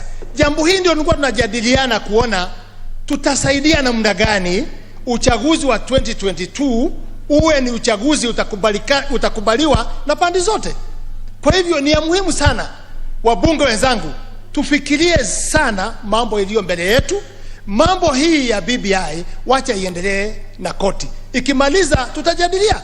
Lakini ya muhimu tunangoja mambo mawili, Bwana Speaker: uamuzi wa Supreme Court na uamuzi wako utupe direction, tujue ni mambo gani tunahitaji kufanya. Lakini tuna mikakati ya mambo ya muhimu ya kuweza kusaidia nchi yetu. Watu yetu wako kwa shida, iko njaa, ng'ombe zinakufa, hatuko tayari kwa chochote. Tunawasindikisha kwa mambo yale sio ya muhimu kwao. Mambo nyeti iangaliwe, Bwana Speaker. Nashukuru sana. Well, I think now finally, because we may be veering off from the issue raised by the Honorable Duale, let me hear the member for Ndiwa, and then we close, because you know, some of them it's not exactly. Yes, Honorable. Thank you, Mr. Speaker. Mr. Speaker, my own worry in this is that the process of public participation or popular initiative was challenged. But those who were challenging and defending the High Court did not even do public participation. They were just lawyers. And the issue of Wanjiku have been abused to the core. The second point is, can we have 7 judges replacing the Constitution by legislation, especially when it touches the basic structure doctrine, which I think is foreign? We need your ruling on that. Number 3, Mr. Speaker, I listened to the 10 hours deliberation, and I would like your guidance where it comes that you borrow jurisprudences from foreign countries to something which is local. If it's something which is across the countries we have in East Africa or beyond, you carefully use those references in the Commonwealth, very carefully. But I think there was a lot of borrowing in this. Lastly, I hope people who are enthusiastic like Echungwa will also celebrate when the Supreme Court overturns this. Because why should we have rulings which are based on knowledge and they care less about the contents of what is going to help Wanjiku? Nobody touched of corruption, time limit, inclusivity that brings wars and chaos during elections. All these were thrown because in the name of the process. And then people take camps, not considering what is on the table. And in this respect were things which were affecting the Wanjiku. And now it's political weapons on both sides. So, Chungwa, when it is overturned, we want you to talk enthusiastically like you do when it is on Court of Appeal.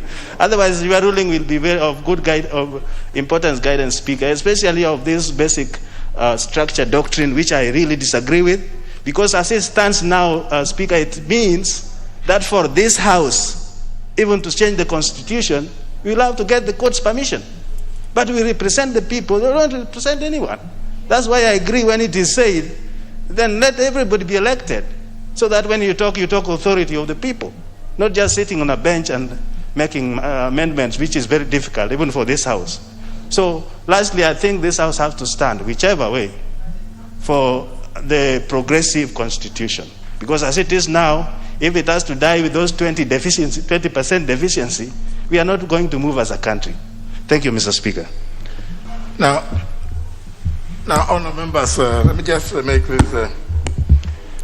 I believe maybe because some of you came a bit late, you might have gotten derailed in your thoughts by the mention of certain exciting words, and therefore may not know, again, the basic structure of what the Honorable Duale raised. So you therefore may have gotten carried away and assumed that what you found being said by others was actually what we were supposed to be dealing with. So we are not actually dealing with the BBI, just for avoidance of doubt. The Honorable Duale rose in his place to seek guidance on what is the actual position of various constitutional amendment bills that are pending before committees and before this House, as well as legislative proposals seeking to amend the Constitution, which are also in various stages, some of which I've actually approved myself, and they are within either the legal department or the drafting section of within Parliament. And in light of the judgments by the Court of Appeal, we don't need to look at the judgment of the High Court when there is a judgment of the Court of Appeal, so that indeed, for purposes of convenience and even to appreciate where we are at. So it was not about, it's just the place of those bills relative to that judgment, and also whether the House should continue and the committees should continue considering those bills and legislative proposals, as the case may be, depending on which is where. Indeed, one was by the Honorable Florence Mutua, which I think the House was debating just the other day before we went to recess. This is about the 2/3, and another one about the one by Honorable Sholei, the one that seeks to increase the number of women. Is it 136? I don't know. So maybe some of you who came late may have gotten carried away thinking that that's part of the basic structure of this question, of the issue he raised. But it is in terms of in relation to the ruling, the judgment of the court, where do we stand? Can we as a House proceed, continue with those bills, or do we stop and await further guidance? I think we'll be making, and it was important that I was able to hear many ideas, including some which may not have been very useful. But of course, today being a special sitting day, and there not being any other business, there was no harm in listening to palaver. You know the usual. They say ngumzo mtaani in Swahili. Part of it, because it's not going to be helpful in making that determination. So, honourable members, I doubt that there is anything else.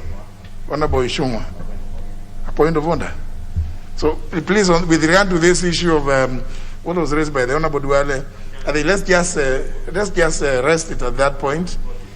I think, and that's why I was asking the Honourable Kioni to respond to the issue of the referendum bill and others. But he has made his statement, and I know even within ourselves, within Parliament, we know where those various bills are. So I'll be making references to all those. So for this one now, let's edit there so that we can maybe hear any other point of order. It's not that, and those that have not been able to contribute, please remember in the afternoon there is opportunity to look at the report of the JLAC, and if you want to say something that you think would help me even in this one, you could say it at that time. Honourable Ishungwa, what is your point of order? Thank you, Honourable Speaker.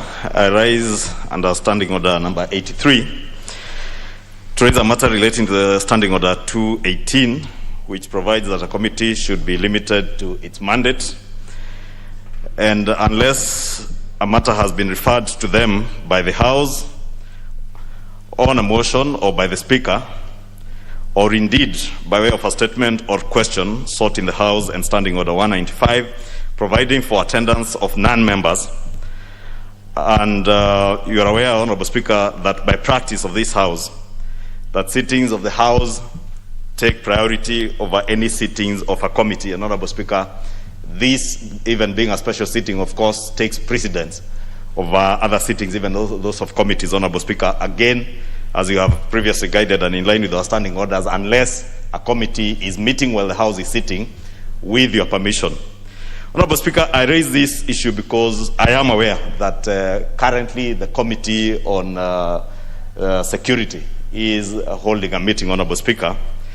And Honorable Speaker, in many of your considered rulings before, and in particular, Speaker, I remember on the 10th of June 2014, on the issue of the recall of cabinet secretaries, Honorable Speaker, and how committees in this House would go about the procedure of recalling or impeaching a cabinet secretary, Honorable Speaker. You indeed, in that ruling, Honorable Speaker, there is a point where you said that you do not countenance that the House or committees of this House would go on a fishing expedition. Honorable Speaker, in many other rulings, you have ruled, in fact, that our committees should not be on fishing expeditions. We should not dwell committee business and the business of this House, Honorable Speaker, on matters that we pick from newspapers or electronic media, Honorable Speaker. And I say this with due respect, Honorable Speaker, because I've noticed in the last few weeks, in one instance, Honorable Speaker, a week or so ago, the Committee on Finance and National Planning was interrogating an issue, Honorable Speaker, that in my recollection, and you know I am very diligent in attending sessions of this House, had never in any way been referred to the committee, and I doubt whether the matter was in any way within the mandate of that committee, inquiring as to how a private bank, Equity Bank, was able to advance money to a Ugandan, and it is not even Equity Bank Kenya, it was Equity Bank Uganda. Honorable Speaker, it is a matter that was canvassed before broadcast media, and Honorable Speaker, I found it wanting, Honorable Speaker, that we are now getting tempted to use our committees to advance our partisan party politics using committees of the House. Honorable Speaker, I'm raising this issue because again today, the second instant, the committee chaired by the Honorable Mwadhi, and I did see him, even at the risk, Honorable Speaker, of also alluding to things that were in the media. I did see him in the media saying that they will be sitting today, meeting the Cabinet Secretary in charge of the national security or interior, national coordination, on the question of the withdrawal and scaling down of the security of the Deputy President, Honorable Speaker. To my recollection again, Honorable Speaker, this House was on recess. There was no question, there was no petition, there was no statement sought. And when I listened to the chair in the electronic media, Honorable Speaker, asserting that the Deputy President's people, and I don't know which people those are because all Kenyans are the Deputy President's people, raised these questions, and therefore the committee is looking into that matter. Honorable Speaker, aware that we had a special sitting today, you will recall this morning, Honorable Speaker, you had to ring the quorum bell for quorum to be present for business that we have been called on a special sitting to begin. Honorable Speaker, you can count the handful members of Parliament who are here this afternoon, Honorable Speaker, and from this morning. And aware that that committee is now sitting, Honorable Speaker, and I'm privileged to have perused through some of the documents that have been tabled before that committee, Honorable Speaker. And you get the feeling, Honorable Speaker, one, that either the chair of that committee or certain members of that committee are using the committee either to advance other things other than those that they ought to be inquiring into, Honorable Speaker. I am aware, Honorable Speaker, I've just looked at the business before that committee. Honorable Speaker, there are 55 questions that have been referred to that committee. It's not yet clear when I checked at the table office this morning how many of those questions they have been able, their clerks are yet to table a report to show how many have been responded to. They have 32 statements that we have sought, including my statement, Honorable Speaker. I think 2 of my statements that I have sought, and many other members, touching on the lives and the security of Kenyans, Honorable Speaker.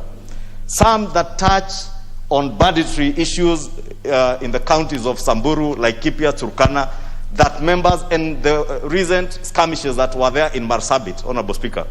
Out of the 32 statements sought, only 12 have been responded, Honorable Speaker. Therefore begs the question why this committee would be so overzealous, Honorable Speaker, to get into business that has not in any way been referred to them by the House or from the Chair, Honorable Speaker, and be overzealous. And Honorable Speaker, there are indications that indeed the Cabinet Secretary in charge of the Interior is the one who has orchestrated that meeting to be held this morning, with print and electronic media fully broadcasting the proceedings of that committee live. And Honorable Speaker, when we talk about state capture and the executive capture of this legislature, Honorable Speaker, and that's one of the issues, Honorable Speaker, I would want you to guide us on. How do those other people outside there, how do we come to allow cabinet secretaries and functionaries of government, Honorable Speaker, to cause committees to sit for them to come and advance whatever issues they want to come and advance, and use our parliamentary processes, Honorable Speaker, either to cleanse or sanitize their actions, Honorable Speaker? To me, Honorable Speaker, this is going to the core of belittling the mandate of this House, Honorable Speaker. And also, Honorable Speaker, playing games with the oversight role. And I'm not saying the committee should not inquire into anything. They have every right to inquire, Honorable Speaker. But we must not allow the committee to be used by the executive, Honorable Speaker, either to sanitize, to cleanse, or in any way, Honorable Speaker, to use parliamentary privileges to disparage people who cannot defend themselves before that committee. I have seen part of the documents tabled, Honorable Speaker, is information that has been tabled before that committee, listing all the properties, farms, businesses, kiosks owned by the Deputy President, and how many officers are guarding those premises. How I wish, Honorable Speaker, we would have seen the same Cabinet Secretary indicate how many GSU officers are guarding his own house in Karen, how many are guarding his house in Nyamira, how many are guarding his farm in Kiserian, Honorable Speaker. Honorable Speaker, maybe you should also tell us how many are guarding me and you, Honorable Speaker, because we must not use the privileges of this House and committees of the House, Honorable Speaker, to advance our partisan politics, Honorable Speaker.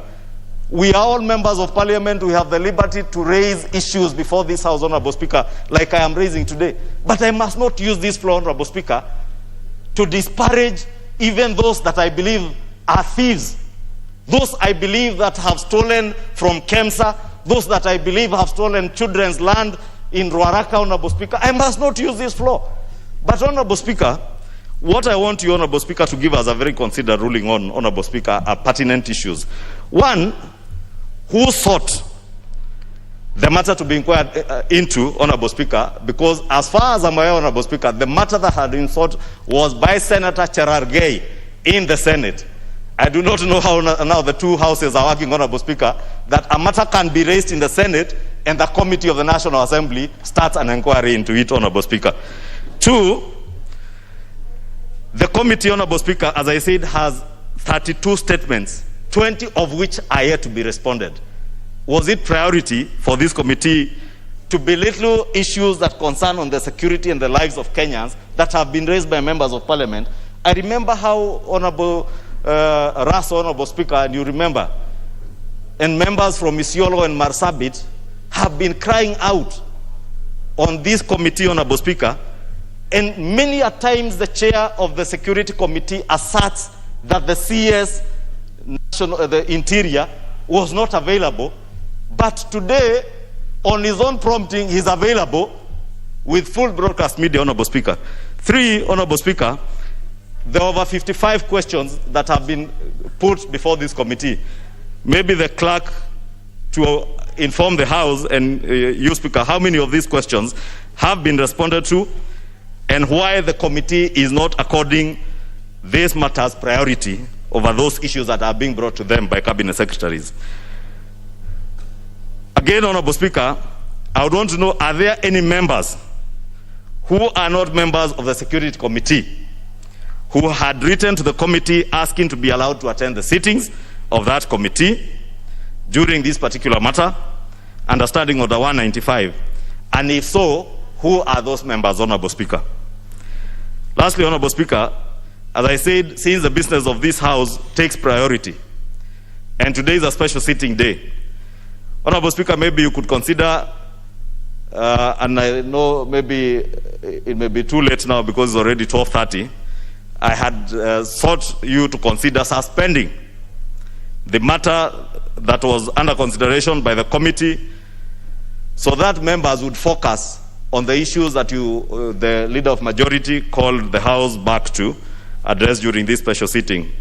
Honorable Speaker, also please consider directing the committee to prioritize matters pending before it.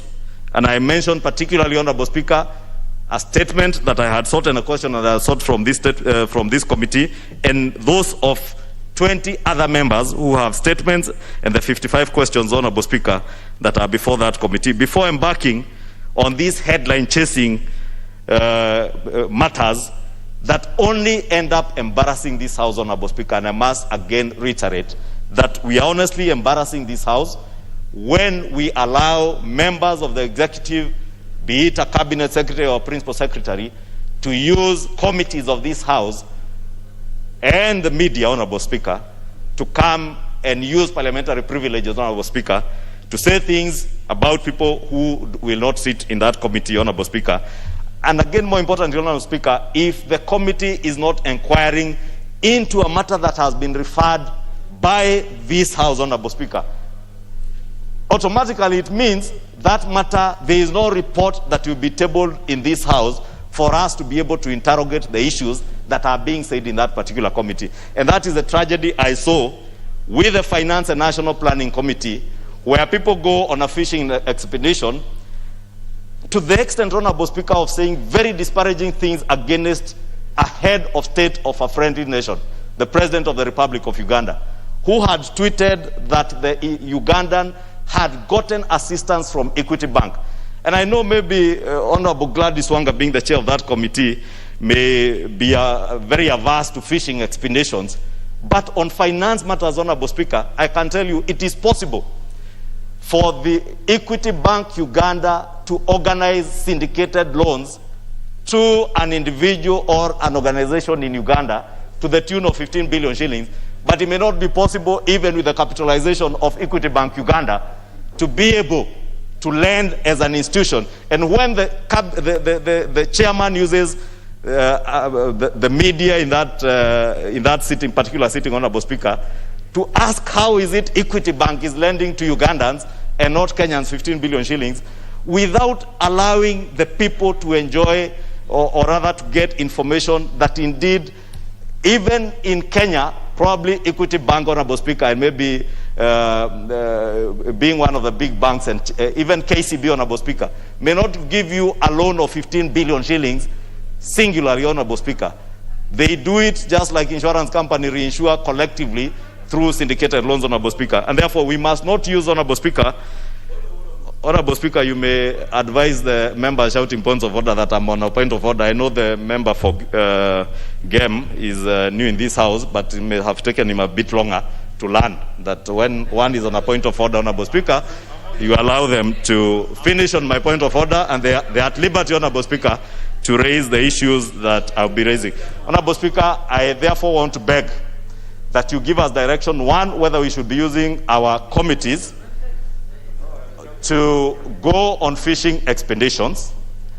Two, Honorable Speaker, how do committees conduct themselves, and chairs of committees, Honorable Speaker, can, in the words of TJ Kajwang, act, did he call it suo moto, on their own motions? Can a chair of a committee act suo moto on their own motions on matters, Honorable Speaker, especially on matters that the House will not benefit from being able to interrogate with the report being tabled before this House. And I wish, Honorable Speaker, to ask that you also consider directing the two committees, the Committee of Finance and National Planning, to indeed table a report if they are inquiring onto the issue of Equity Bank activities in Uganda, to the chairman and the Committee on Security to table a report if they are inquiring on an issue touching on the security of the Deputy President, because it is not a matter to play politics with, Honorable Speaker.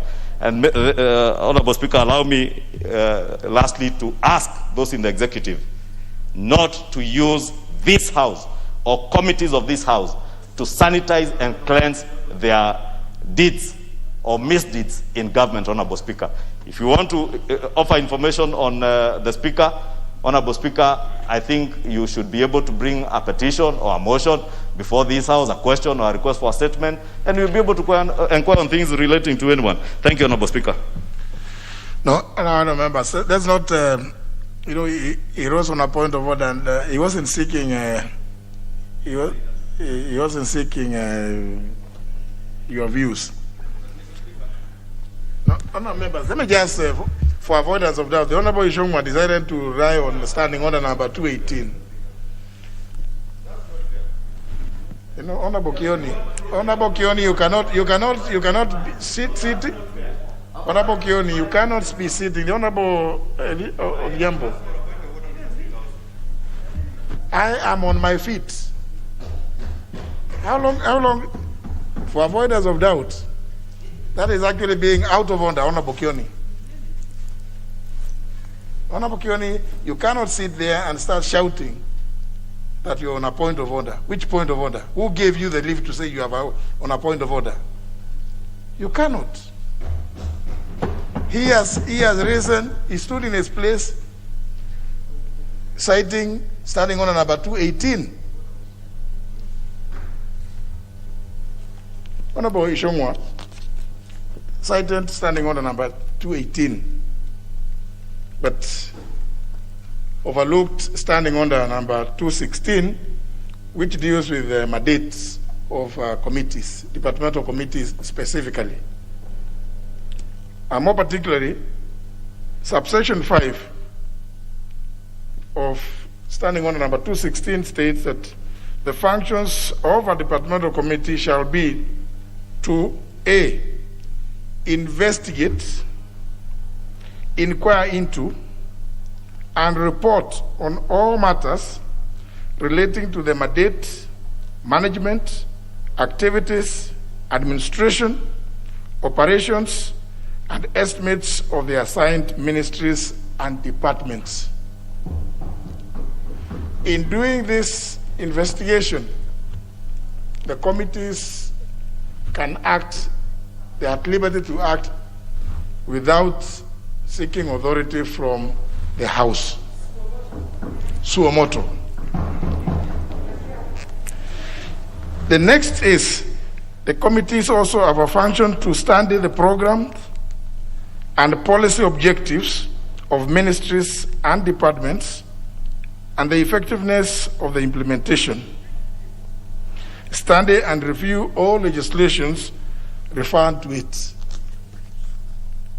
Study, assess, and analyze the relative success of the ministries and departments as measured by the results obtained as compared with their stated objectives.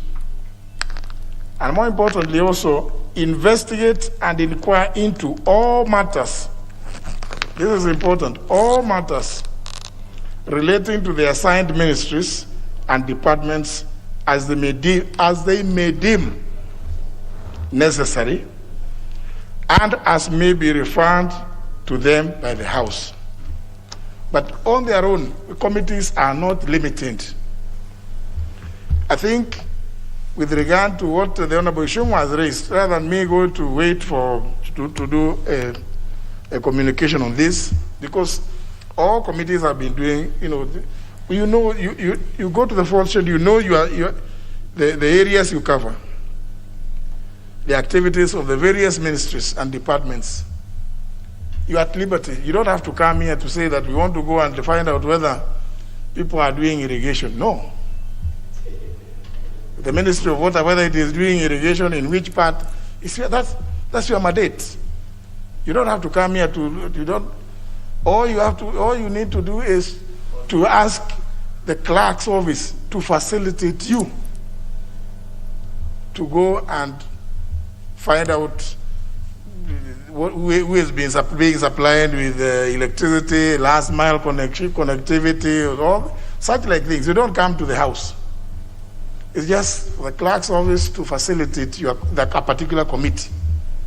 And therefore, the only thing that may be valid is, are they going to report to the House their findings? Because if you undertake an investigation, you must therefore bring to the House a report.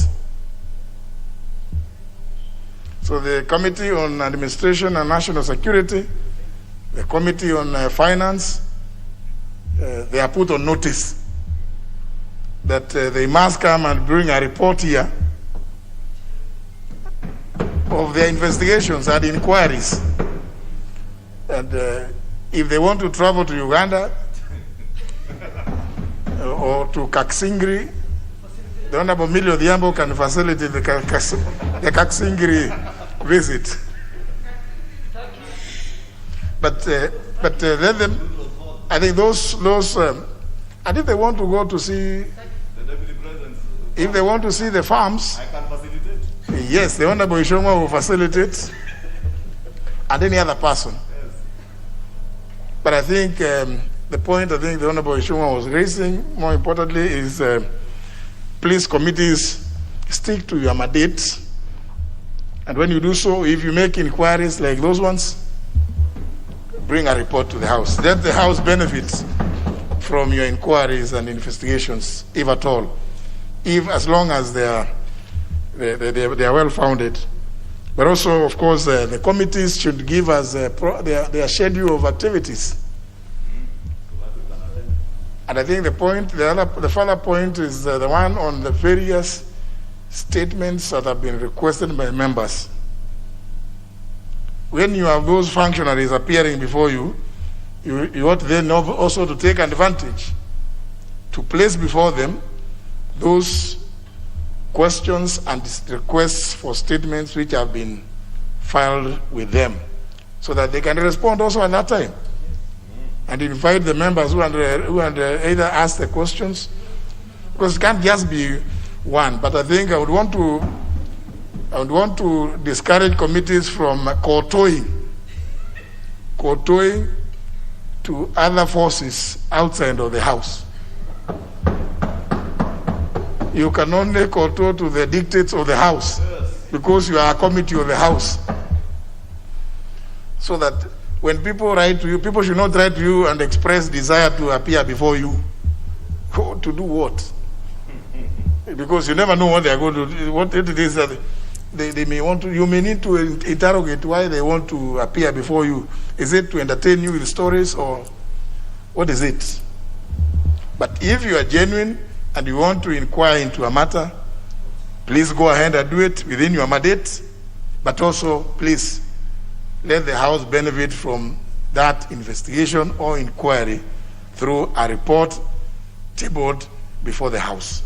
So, Honorable Ishongwa, I think I would advise that you now raise the issue of the reports when the House resumes, so that we, and hopefully, because what we say here is on record, the chairs of those committees should be informed that the House will expect reports on their expeditions in those inquiries. I think there's no need for us to debate that. Yes. Yeah.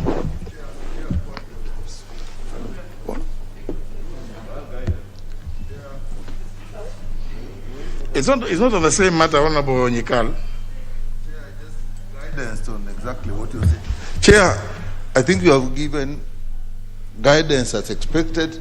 Chair, one issue then comes out, that actually a member thinking is rising on a correct point of order actually comes out on a wrong point of order that actually the committees have the right to do what these committees done. But in the process, the member makes statements that makes the committee sound. Even now we are not sure whether those committees went on the behest of somebody else. The allegations that we made. In respect to committees, Mr. Speaker, what do we do? Because those points have come out, the statements have come out, the committees have been made to look like they got somebody to invite them. I think that are also important points that we should take into consideration. How do we handle those that have come out, or do we expunge all that of what Honorable Chungu has said from the answer? On the day that the two chairs are in the House, they will report progress, if at all, or what it is, what are their findings, and then during that debate on the report, Honorable Nyikal, the issue you've raised will also be canvassed, because now let's not debate nothing.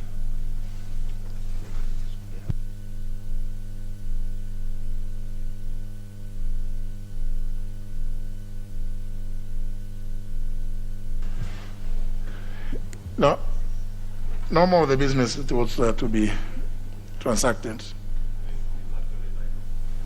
Very well. So, honourable members, the time being 12:53 p.m. The House stands adjourned until today at 2:30 p.m.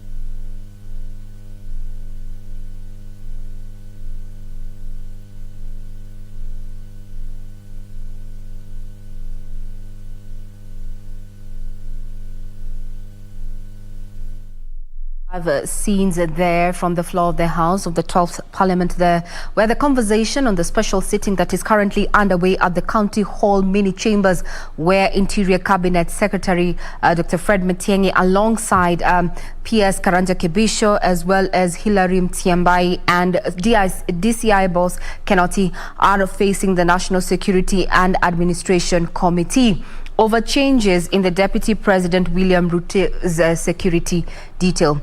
Let's have a listen in. This has been happening since morning, and we have our reporter Suleiman Yeri, who is going to be preparing a detailed report in the course of our bulletin. For now, let us have a listen into what is happening at the County Hall mini chambers. We cannot second guess the Inspector General of our National Police Service. He takes decisions on our behalf throughout. He takes decisions on 24-hour cycle, and he has the best intelligence and information to make certain decisions. So we cannot require him that if I want an officer from my ethnic community, you must write to me and then I get the letter and so on. There's no security system that operates that way around the world. You know, we are becoming more and more modern, the state. So in respect, therefore, I'm saying, Mr. Chairman, that there is no code of conduct in this case in terms of the changes that were made. Nothing was violated. And in fact, there's a question I don't want to ask now because it can steer us off to another debate. How is it that these questions are being asked now when we have done this rearrangement several times before, even in that office? How come that these issues are coming up now? And we've done so many of those rearrangements before in many other VVIP offices, including that one. So the question is, it's because we are within a political context and straightforward professional departmental actions are being unnecessarily politicized and being subjected to emotional and irrelevant politics. Unfortunately, to the detriment of the stability of the country. But I think on a balance of probabilities going forward, after the clarifications we have made today, we're all going to be aligned on this because facts are as they are, things are clear to everybody. There is no downgrade of anything here. We know we are doing what we must do and we are continuing. But I cannot plead with you enough as a committee that we need statutory action on these issues of ratios, even for VVIPs and numbers and so on. Otherwise, you're going to force police officers to open an OB for chicken. You are putting police officers to guard a poultry farm, so they will now be running an OB there for chicken. This chicken arrived at this time, they arrived at this time, and so on. It's a joke in the long run if we are not, going to be organized in that kind of manner. Honorable Kaunya asked the question about police reforms and the unified command. It's a question of the unified command. As you know, and Mr. Chairman, indulge me to say this is more or less like a personal comment, that every time you listen to somebody like Honorable Kaunya speak, you feel the pleasure of a knowledgeable person because he's speaking from a position of knowledge.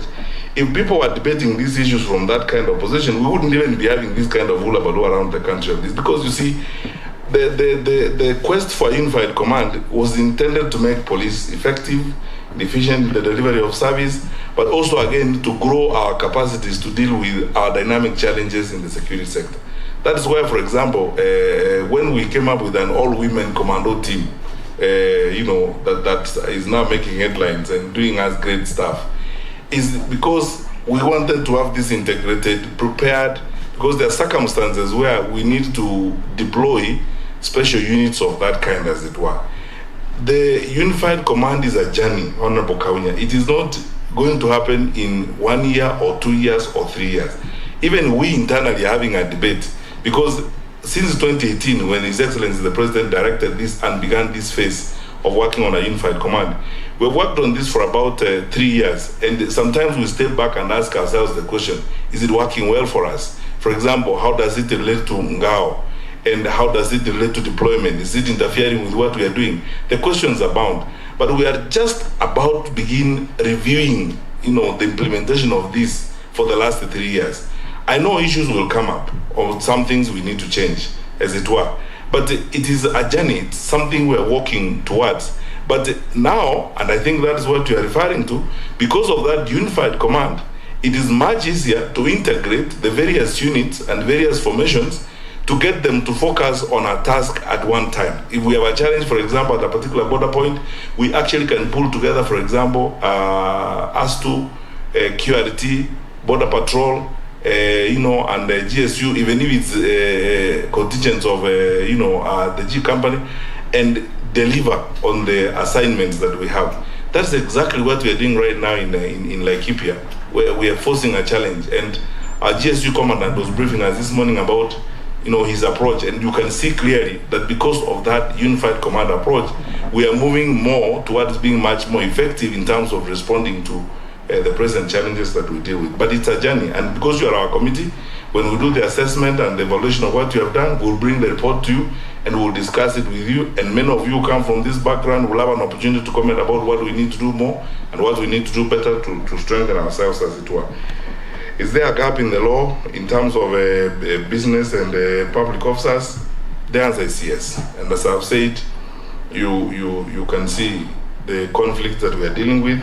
It's apparent, it was spoken to very strongly by Honorable Rosa Buyu and Honorable Kaunya. It's some of the reasons why we are facing the challenges.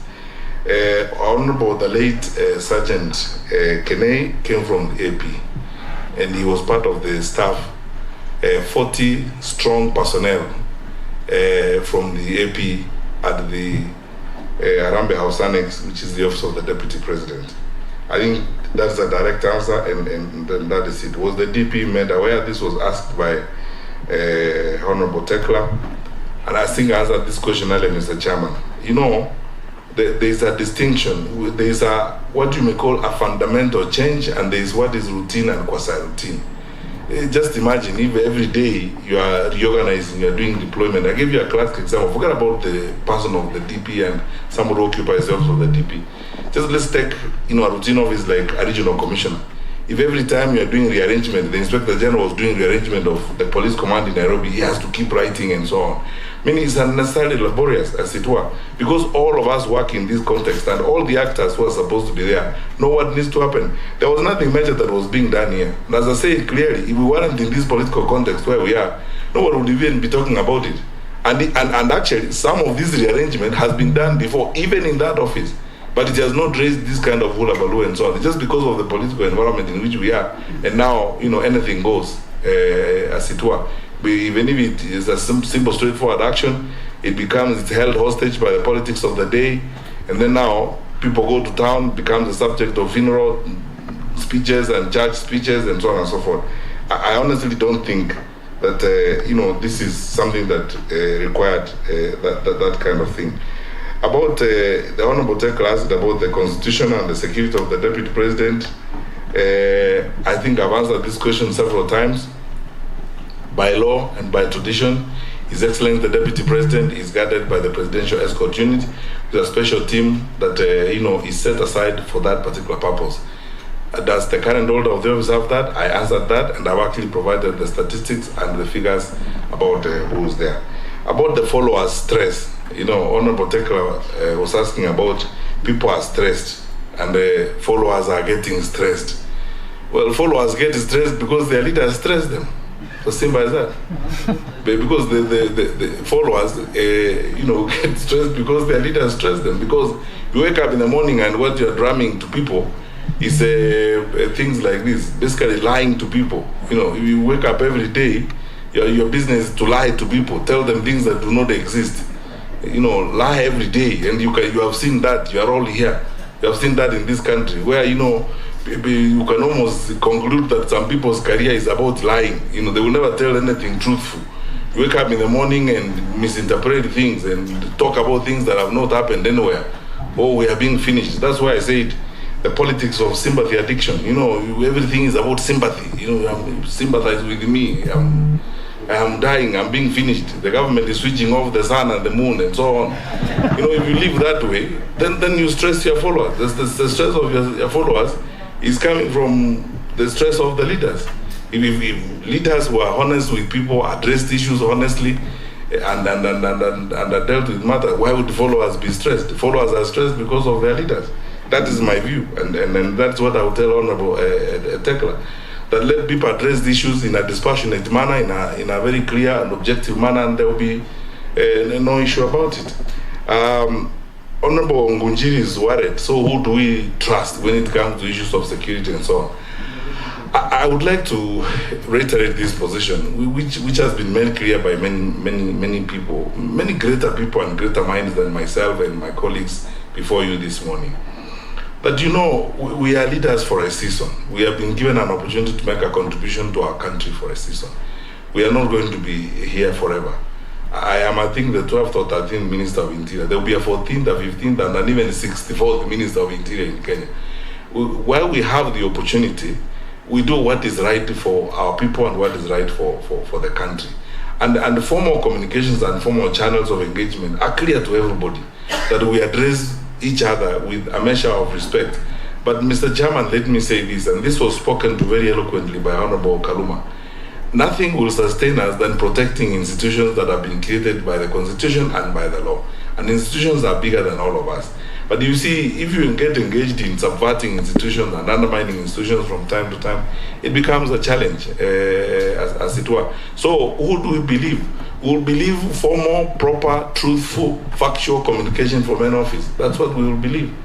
And there are structures. This is a government that is about over 6 decades old. We have found a tradition.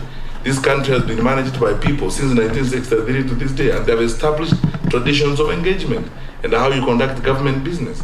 If you have a challenge, you go to your supervisors and discuss it with them. You don't write letters, using street language, and then you put it in social media, and then you engage in cheap populism, throwing an irrelevant tantrum in the hope of gaining sympathy. You're basically playing for sympathy and not caring about the country as it were. So, Honorable Mujiri, who do we believe? We believe formal, factual, truthful communication that respects the structures of government, knowing as we do, and as we must at all times, that we are only individuals.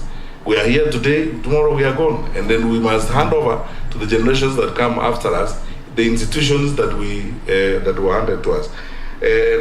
Honorable Junet asked the question, is it moral, the situation that we have right now?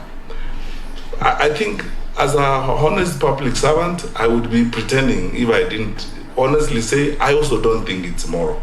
what we have right now. I am as chastised as everyone else is on this particular matter.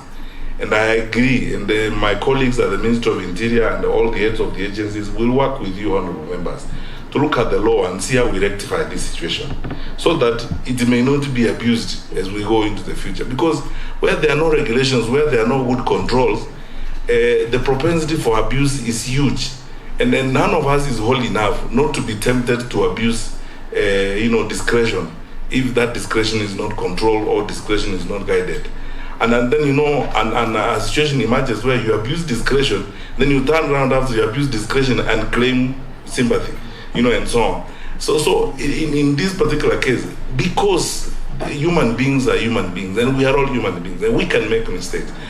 Where challenges of this kind exist is where we, as the executive branch of government, reporting to you as the people of Kenya as representatives, we need to work with you to see how we can overcome these kinds of challenge through statutory action, as it were.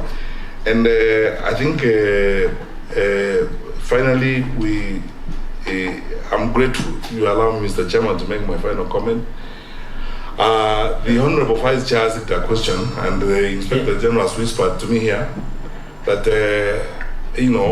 I respond to it. Is this work that was done by the previous IG or something else? Institutions are continuous. I would hesitate to individualize actions and individualize things when they have happened.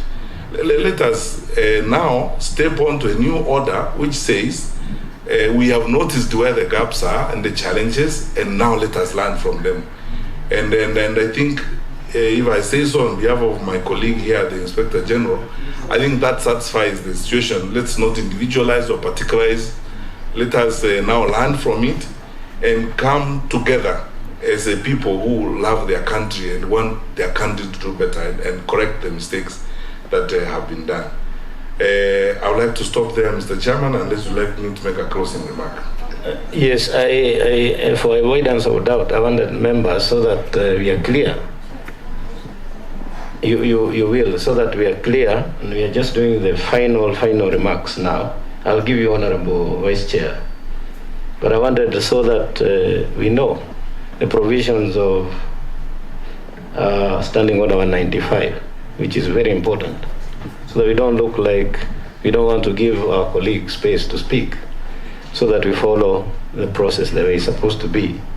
That a member may attend a meeting of any committee of the House of which he or she is not a member, but such member shall not be entitled to vote in any matter. And two, that a member who intends to participate in a meeting of a committee of the House of which she or he is not a member shall submit a written request to the chairperson of the committee at least 24 hours before the meeting. And three, the request shall indicate any matter which the member intends to raise at the meeting. And number four is where the chairperson allows, because the chairman can decline, but where the chairman allows a request to participate under paragraph 2, the member may attend the meeting and raise any matters indicated in his or her own request. But finally, that the chairperson may order a member of the committee to withdraw from a meeting for disorderly conduct. So that we don't look like we don't want to give you, you haven't followed the procedure, but we allowed you to sit in Honorable Ruby to listen. And I think that is very important and fair. Vice Chair, the last one. Chair, it's not a new question. I think she has left the question about the arrest. We have a chief of staff who's a civil servant who wrote a letter and used the social media in spreading propaganda to incite Kenyans. So what are you going to do about that? And secondly, about leaders who are faking arrest so as to incite Kenyans to spread propaganda. What are you doing about that? Because that is where the problem is. Chair, could the CS also...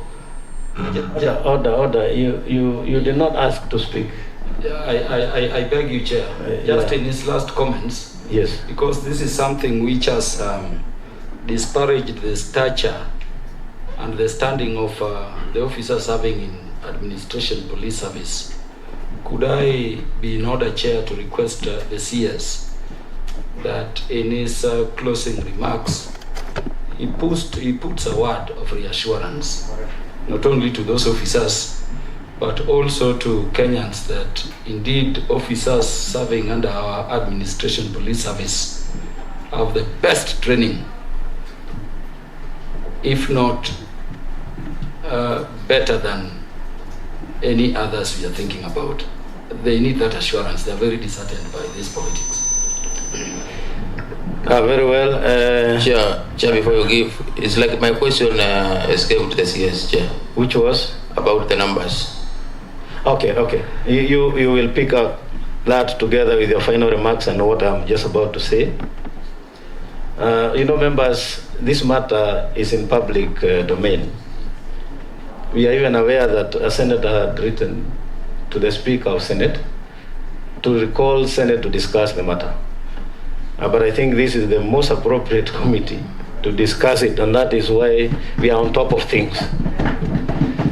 It is not a recall function. Yeah, what is important, and the Speaker of Senate knows as much, and he said that this belongs to the National Assembly, and that's why we are on top of this. The minister should ignore it. So, Honorable CS, I want you to know that if you are able, maybe you can share that letter from the Chief of Staff, because not the one that is doing round in the social media, but the one that was sent to the IG, you can share with the committee. And also, as you close, tell us what would be the work of prison warders in those installations. Why are you picking prison warders from prison to take to some private property? If you said they are in private property, or are they in the official residence? You can clarify that. That's very, very important. As you also assure the nation that the security of His Excellency, the Deputy President, is intact, is proper, is in place, and that there is no cause for alarm. And finally, Honorable CS, we have had a few members of Parliament, my colleagues, who are saying they don't have security officers. Not even a single one. What do you have to say about those people? Are you ready to provide? Can you get some of those so many who are guarding chicken? If you said so, then we can come and guard the elected members of Parliament. Thank you. Thank you, Mr. Chairman. Honorable members, I think in quick succession I will respond to the issues. The question of the letter of the Chief of Staff that is in social media is the same letter as the one he addressed to the Inspector General. It's the same letter he wrote and then circulated it to social media. What are we going to do? Two wrongs do not make a right. And I think when people make mistakes, I honestly don't think it's good to, again, deal with them in a manner that does not help them correction and or correct their behavior. I would plead with the committee that you let the Civil Service Code of Conduct kick in, and we have a very elaborate Public Service Code of Conduct, superintended over by the Head of Public Service and the Public Service Commission. We will deal with this matter internally, and through the Office of the Head of Public Service, we will quietly mediate this matter, because we are concerned about that new law of circulating public documents and writing them and taking social media. We can't again engage in public chastisement of public officials, especially senior ones like the holder of the Office of Chief of Staff in the Office of the Deputy President. Mistakes have been made, but I would like to plead with you that you give us an opportunity to use the established institutional channels of resolving the matter. We deal with it through the Office of the Head of Public Service and the Public Service Commission, and in due course, Mr. Chairman, I undertake that I will formally report back to the committee on the actions that would have been taken away from the cameras and the drama. Leaders who spread propaganda, we are working with the National Integration Cohesion Commission on this matter. we're working so hard. I am aware that there are several investigations going on right now, jointly between NCIC and DCI, involving a number of leaders and statements that have been made, as it were. I've said this several times before. You are our security committee, and we agreed that we are going to have a retreat at some point at which we will tell you the different protocol we want to apply this year, because we want to support a situation where we ourselves look for seek orders to bar certain people from contesting public office or to be declared unfit to hold public office on account of their conduct and their behavior. It is not a one-day affair. It's a journey that we all need to walk to. We will achieve more and faster through consultative work and counseling each other and speaking to each other. But where it becomes very difficult, of course, the law will help us as we go along. So I suggest, Mr. Chairman, also with your kind indulgence, that again, when we come before you next time with NCIC, I'll ask the chair of NCIC to prepare a separate report on what they're doing on this work and how far they have gone in terms of identifying culpable individuals who then will be brought to account in this respect. The administration police, of course, you know, Honorable Kaluma, the AP are one of our well-trained teams across the country. I speak passionately and strongly for all police officers in Kenya.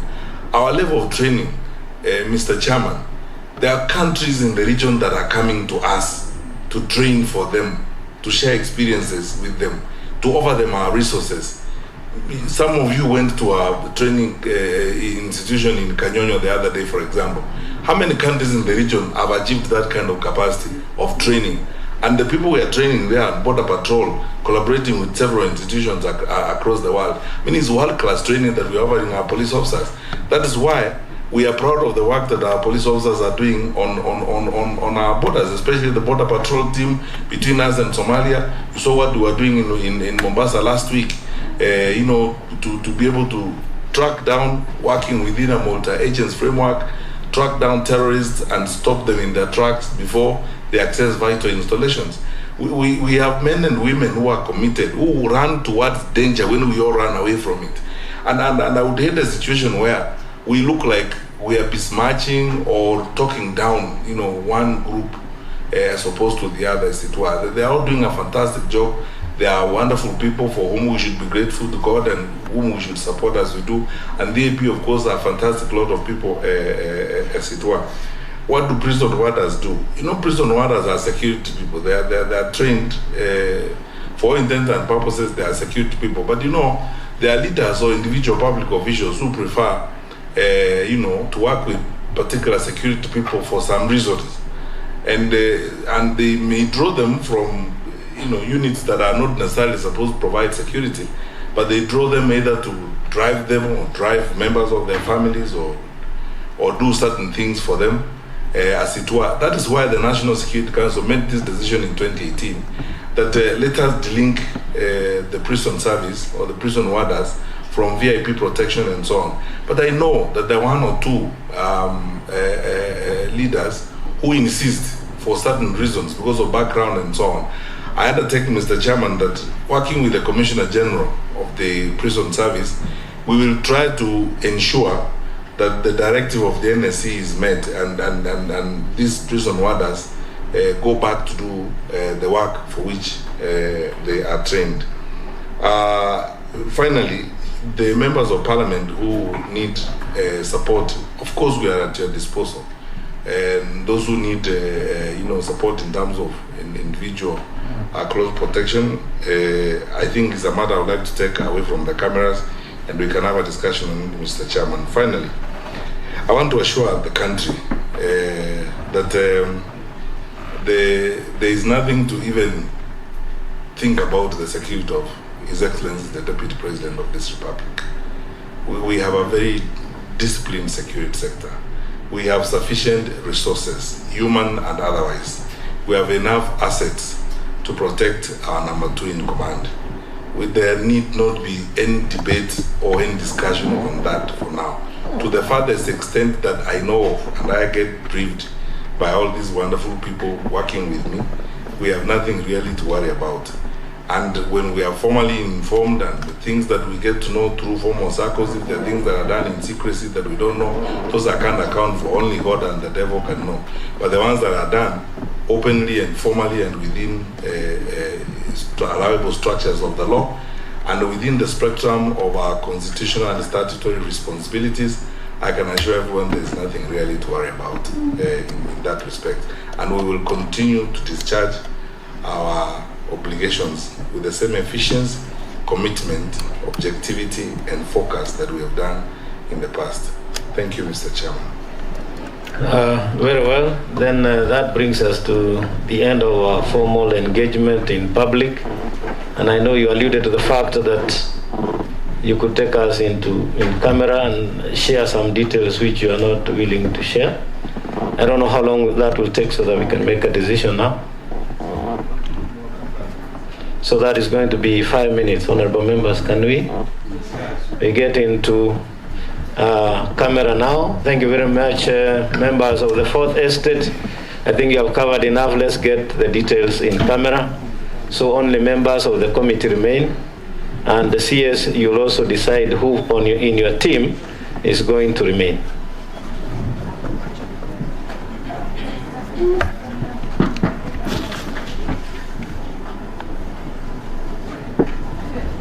Yes, those are live pictures coming to you live from County Hall mini chambers there, where Interior Cabinet Secretary Fred Matiang'i there was appearing in front of the National Security and Administration Committee over the changes in the Deputy President William Ruto's security detail there. He was accompanied by PS